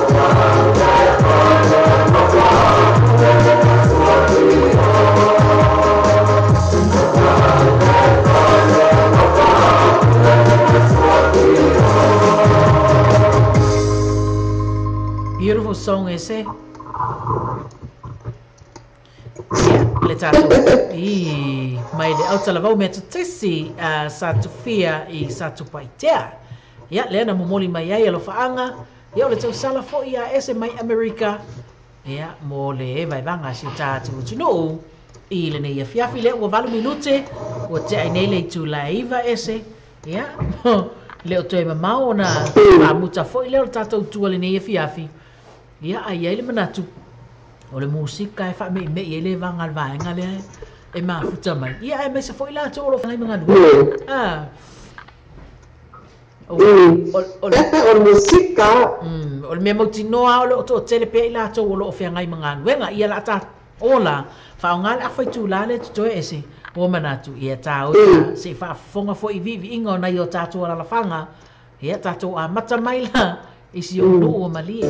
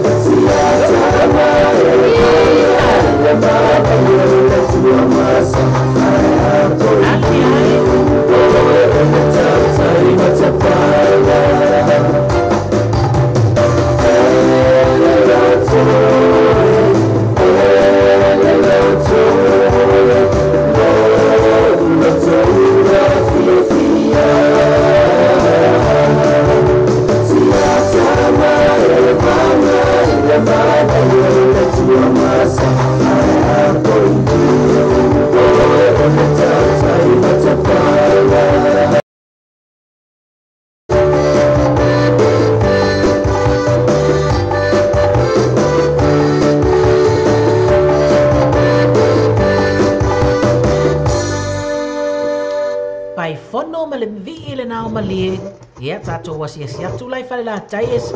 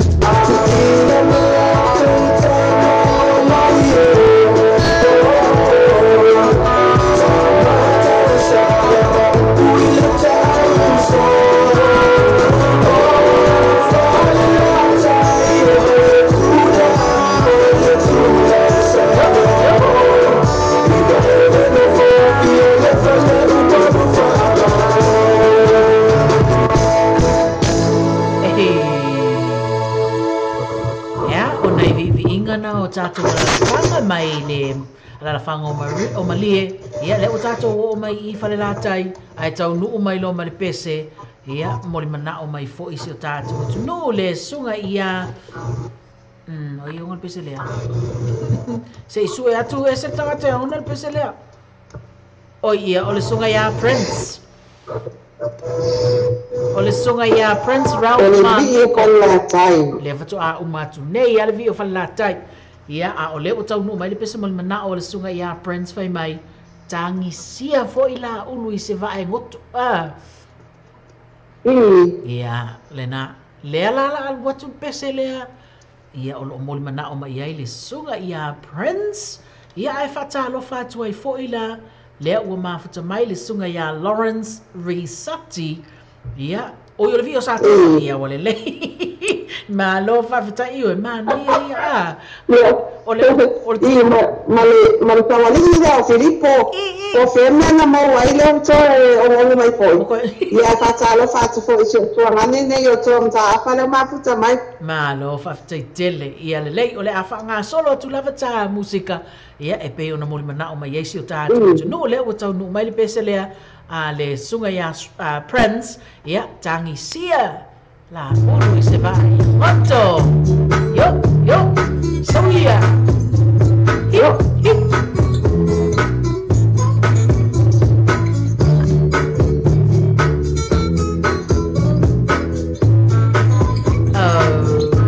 baile po fazendo venga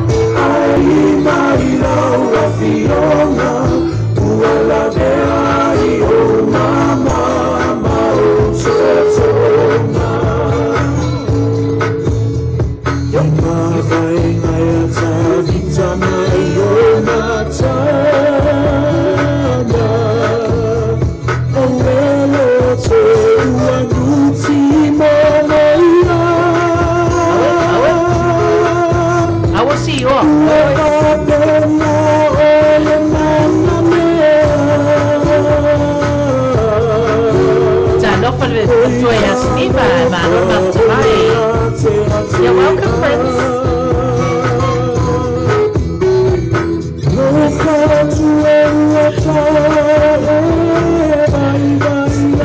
Pareció a Cecilia o la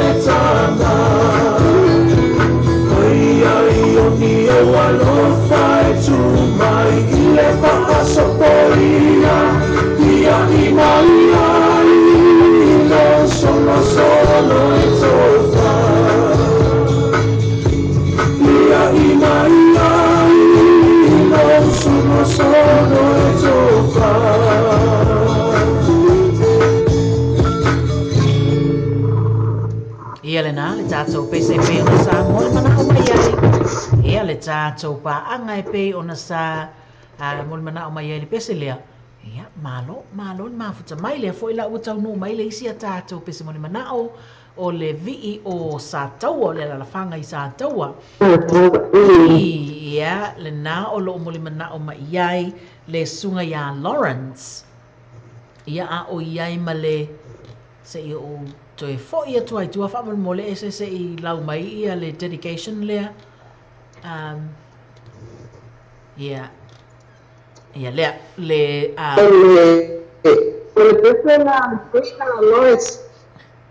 Lawrence Risati. Ia ai le o maua atu ia lana komeni foi. Ia o le pese le sunga ia Lawrence Risati o le vii o sa taua whai mai mo moli atuai o nā lofa anga ia mo le sunga ia tapu nuu tasi anga vale o lo o mafuta mai Australia ia whapena foi o nā walo whatuai mo le sunga ia tuioti mafutanga whaai waso ia o le nuu ese i Amerika ia e lo whatuai le sunga ia Lawrence Risati from Port Vila i Vanuatu. Ai sole. Seki.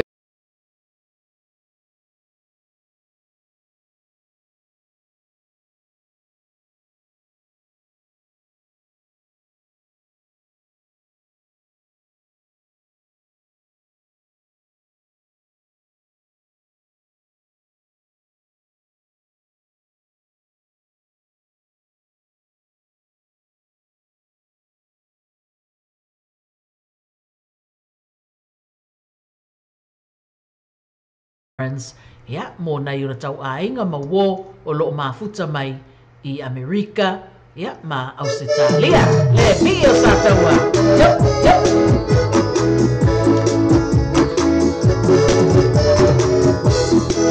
Alu ai. Yep. Okay, ai umi foi.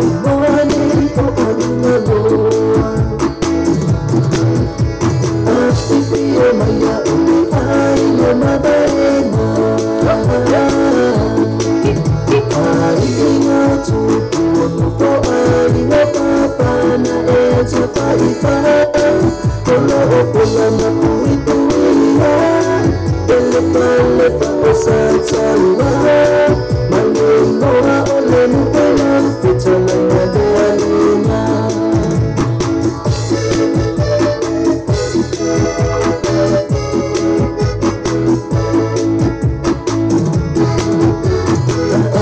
Se abawali iti ofanua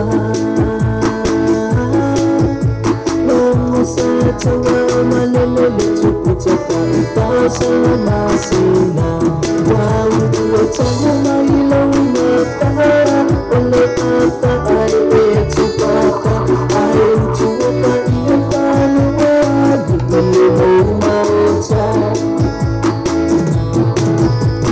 Papa tu puapa itauna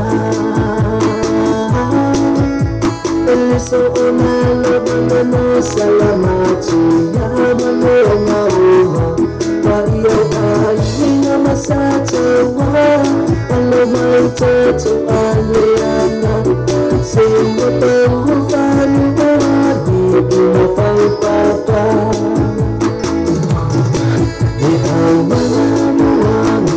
Matole afua Fulanta tua moni no mawema Sewa soe ai oni Afia maso tatia O na ufena no ui macha Afifio maya uli ai no madarena Ai na tuku no to ai no papa na eto paipa Kola opola na kuituia Ele pale pa osatawa Malenoa ole nukwena Futala ngale aluna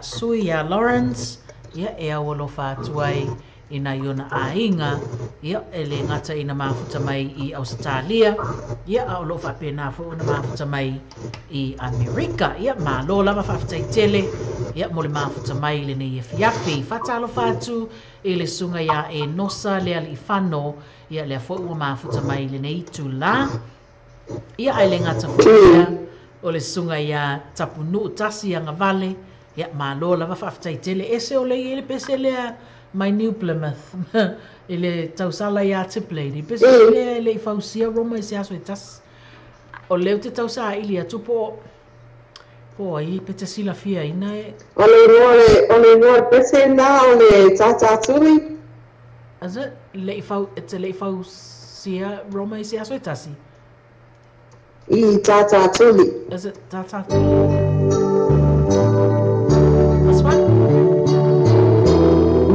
No. Okay.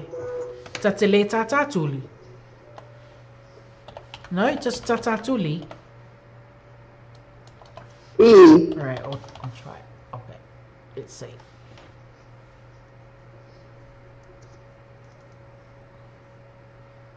Okay.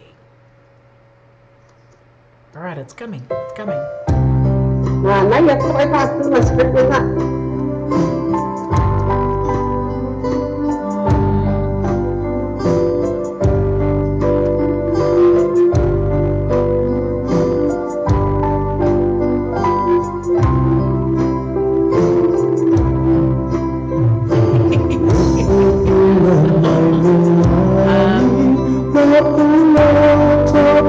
le tausala ia tip lady my New Plymouth lea mana o mai le pese lea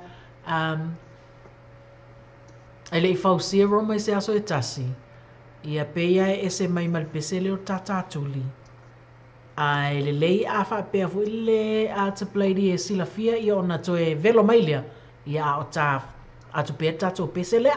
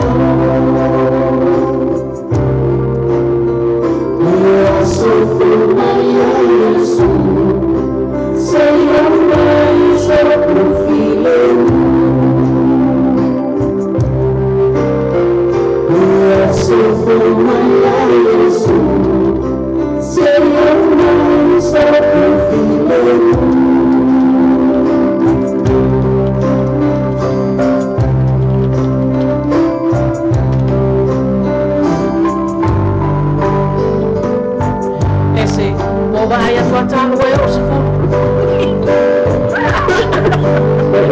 Se apa ia. Le fu Ele ia sa apa kare a tule le na tonu a mai ma o mai o fetu le ni mai fo.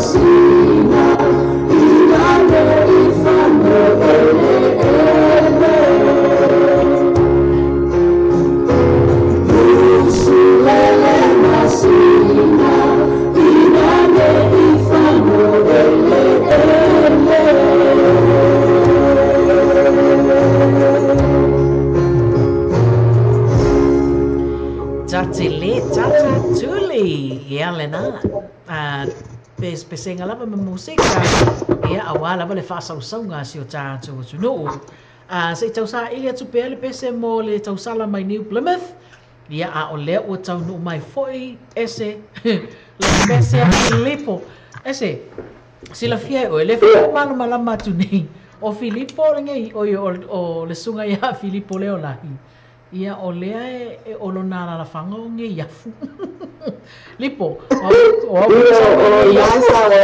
ia Filipo ia le lava to lo atua ia e fai fo ko mai piko nge yafu le ai ke lo e Lipo ma kwa ke le alo piko nge yafu ia le ia nala se o fa longo lai lo pakanga o le vi o tanu ia pe matea ia wa yo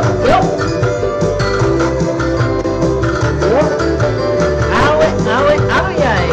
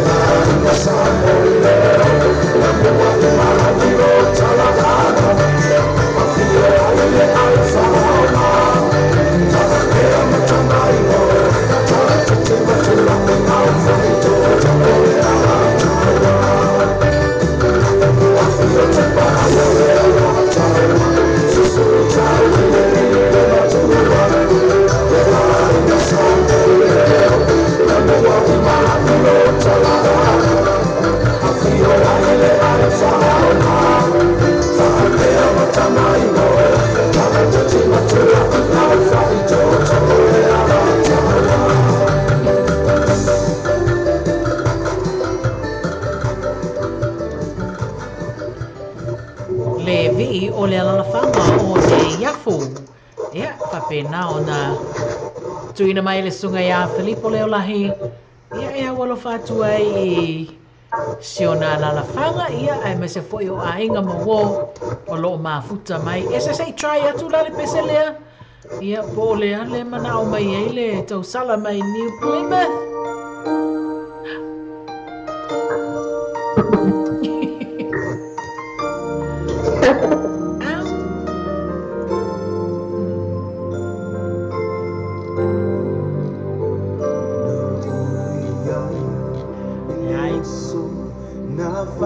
Le aila, ele o lea fo. Ele o le nā o lea fo I la lea maua le pese lea. Ia, e mōli mana o mai ai le tau sala mai New Plymouth. Ia, whaingata pe a le maua ni le pese pe ua le talian mana o ali isi. Sa o le. Pe uma iei fo se vi o se la whanga lea na mana o mai iei si e pia. Ia a o tau sa ili atu pia le tā pese lea mō le tau sala mai New Plymouth. Ai ale ai, ia e mana ia pe a tātu lo se speciali I New le tau sala mai New Plymouth. Ia I o lea ua to es fulu mane tolu minuto ntale o le tila es fulu. Ia ua o mai la tātou whawhiawhianga I le whanga o le au waa. Ia ai sei tau sa ili pia le pese pe o mana o mia mai.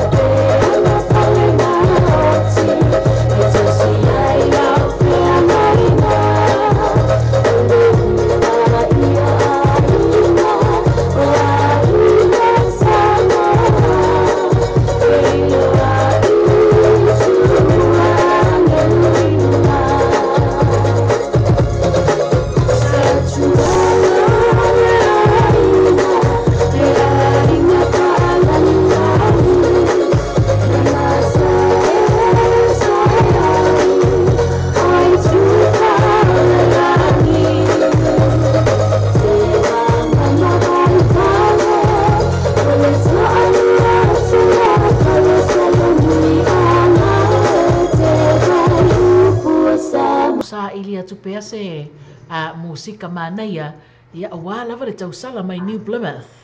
Le ua mau mai le tātou pese mai a Oski Band. Ia au i le tauola, au i le whangota. Ia awa lava le moli mana o mai pea o le tātou sui. Mai New Plymouth le tausala ia Tip Lady. Ia awa la we vai vanga o le nei e fiafi.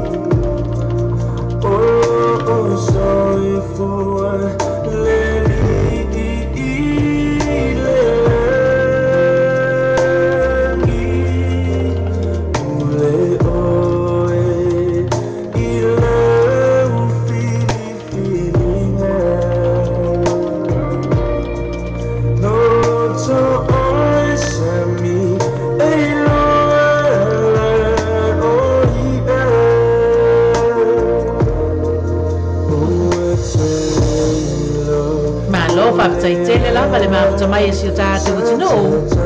Ia, o I lātou whai watoa māua mai le tātou whorkalame le vai vanga matau sala. O le awhiawhi le nei whai taimi.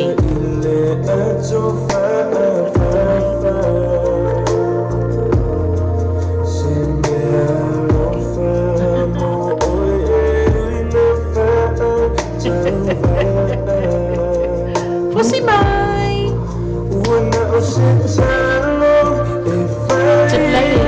Wa malu inga kalima. Wa malu. Wa malu. Wa malu.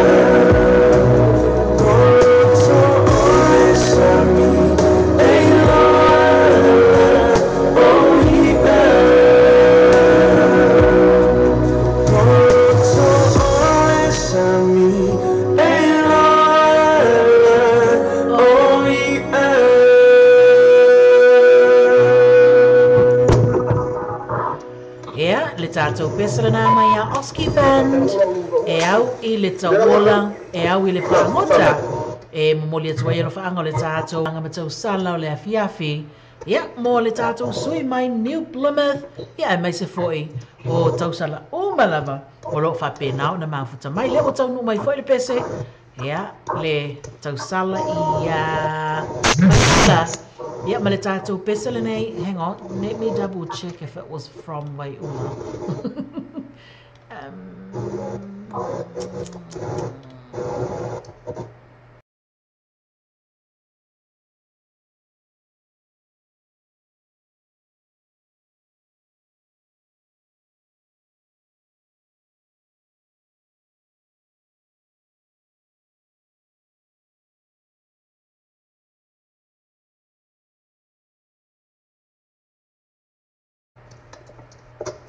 I think it, yeah, le pesele nei mai, yeah, it is from Waiula, yeah, le tātou pesele mai le Love King Band, yeah, say ata mai. Yeah,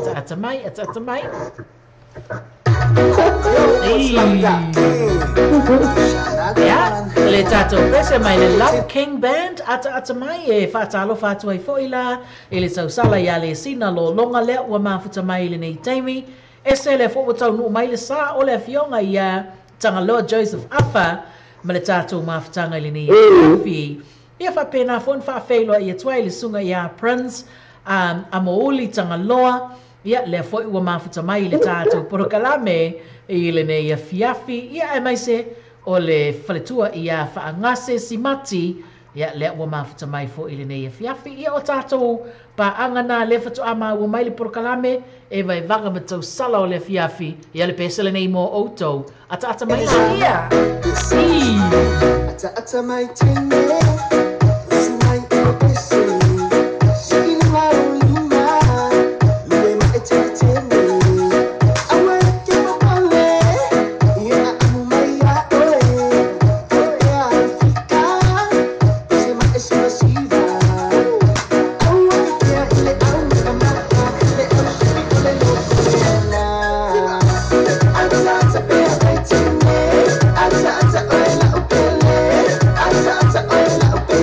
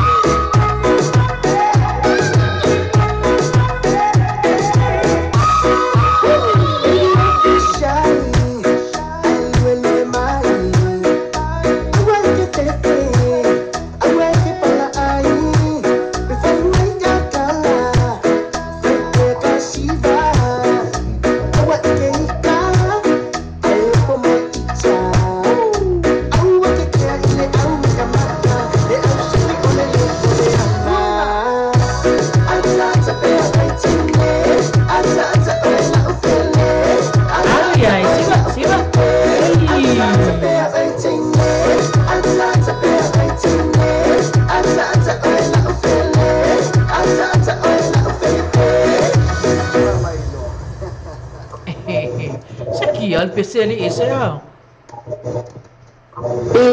fetau e wa fetau e al pese ma wa ke avoi mar se fulu a ole ne ia e tumu mai mamana na o mai pepe se mol manao ia wat se fulu wa minute te se fulu ia wa mai o you okay ole al taimi wo ye o to ma tole o tole minute o te ai nei tu lai tole va viao right ia va talo fatu le sunga ia i le tau sala ia le sina le ai mafuta mai i le tatou porokalame le nei afiafi ia ese ka malo Superman oi le fionga ia tangaloa Joseph afalena wa mafuta mai vai nga kusanga nga oso mai ako e ngimo Peo Filippo Peo lipo io e na le oso mai afa fonga mai ia koe me e vai e fainga ale vai nga le ai ata atu le pese o mai sa la mo so e vai e fainga ia le o lea ua tolu minute e te ai nei tu lai se fulu ia matou nei New Zealand ia o lea ua mai tau watu ua te ale tu lai tolu ia o tou ia e fai foi ma le alofa atu i lau afionga le tau sala ia ona ua tu neva le po le nai tu o le lololangi ma lau au nanga i le nei foi e fiafi ia ai o le a sau manatu o le a tafa a umai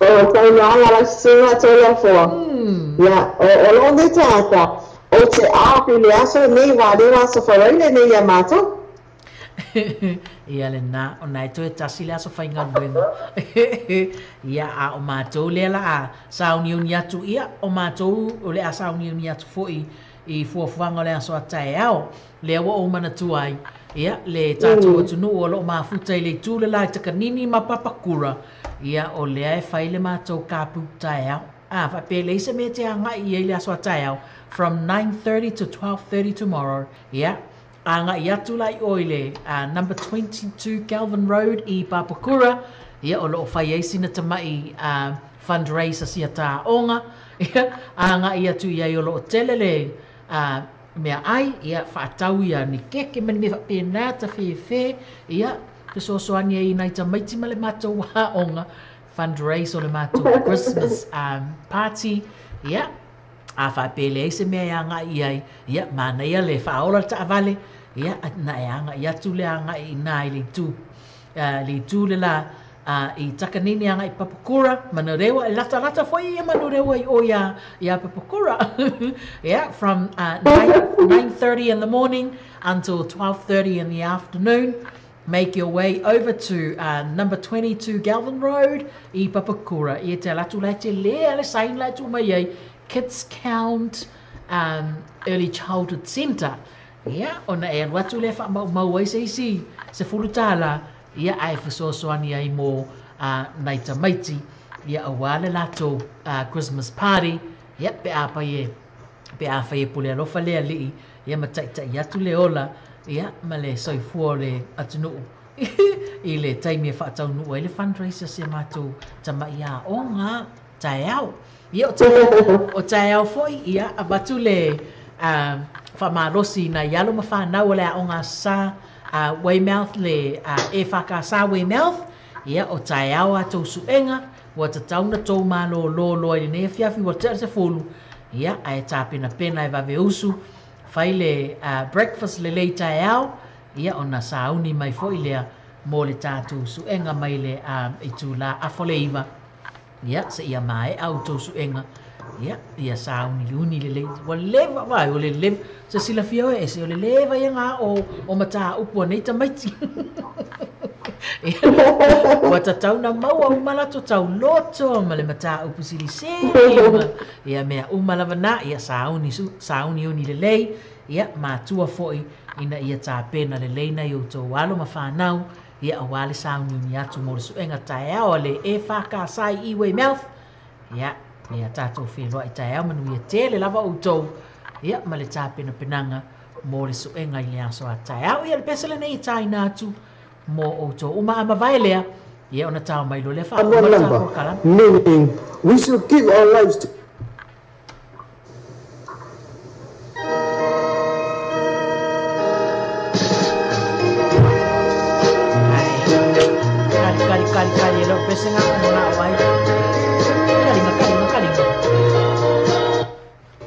Hello everyone.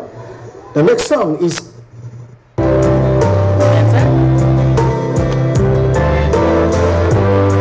Glory for Malipese Mavai o Wanga.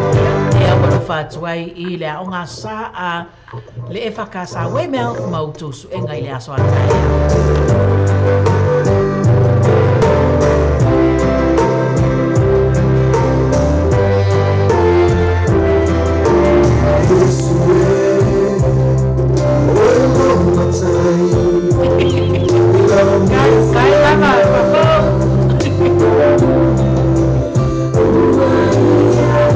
Pero aí atu sungai a moi pa muina ma no le mamuti mai.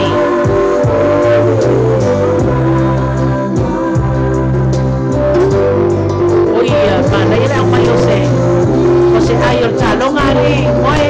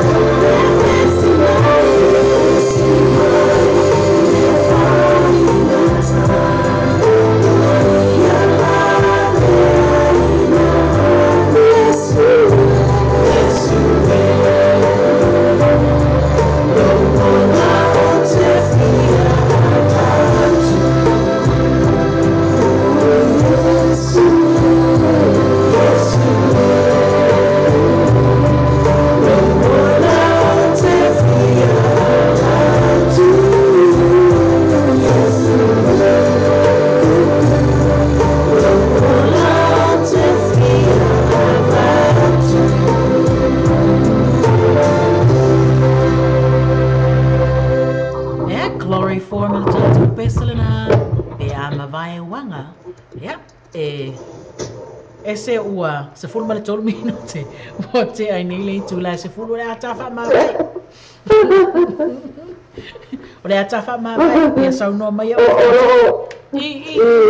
Ia sau no mai. O tui na maki ia le Specimen mana. ia sui le ko tuangane ne ia mo fa muina.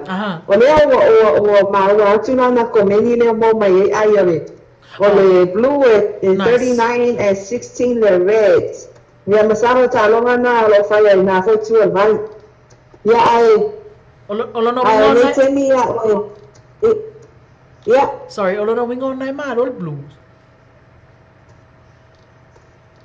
o le tulanga o ai alo o iai masalo wai ni fa pe me sala o le final ko malo ia na o ai na wa ta mai wa todos fuma le iva ia le blue as fuma le ono le red.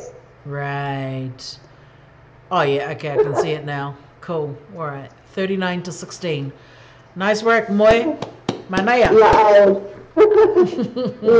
Yeah, the lakes. ia masalo ia le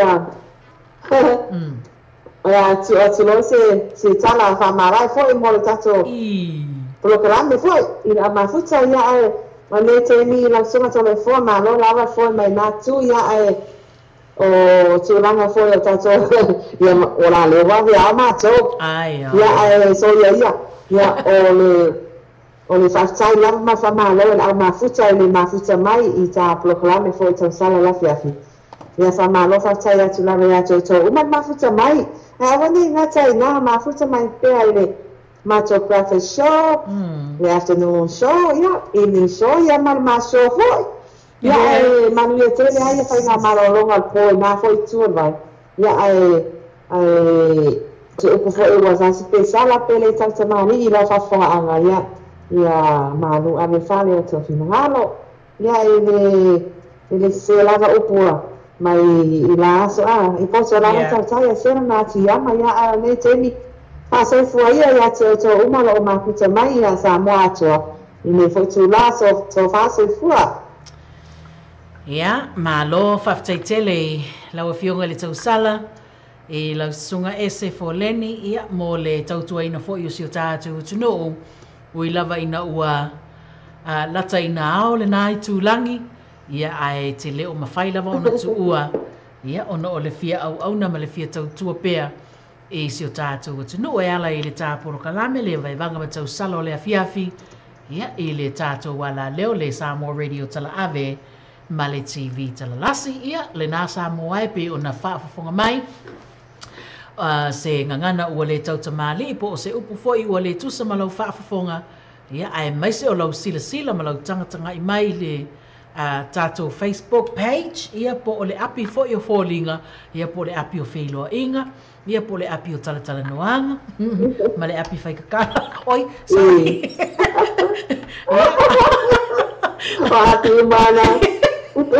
ia ina ne iai se anga ua le tautamali ia e iai le talitonunga e matua atu i ina e mangalo ai se leo whatau vao au auna ia ma le tātou poro kalame masani i le afiafi o le aso lua ia ma le afiafi foi o le aso varaile ia manu te le ina ma lo longa manu ia foi fuafuanga uma ia ai mai se ia maua se isi ma lama tātou toi whailoa i le alofa maleanga le lei o le tātou tua ia o manuia pea le whaanga solonga o fuafuanga i so se vai panoa o le lanolangi o mafuta mai ai le tātou tunuu ia o Aotearoa nei ia ai mai se foi o si o tātou tunu pele Samoa ia mo le nei taimi lautou au na whatau vātou le fua sayonara wha mausili ia ai mai se le afionga ia ese le tausala mai Amerika ia manuia tele fuafuanga uma o le nei afiafi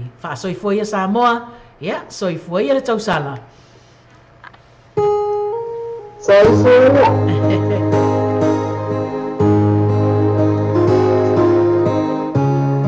Talofa sapana I'm only human. I'm just a man.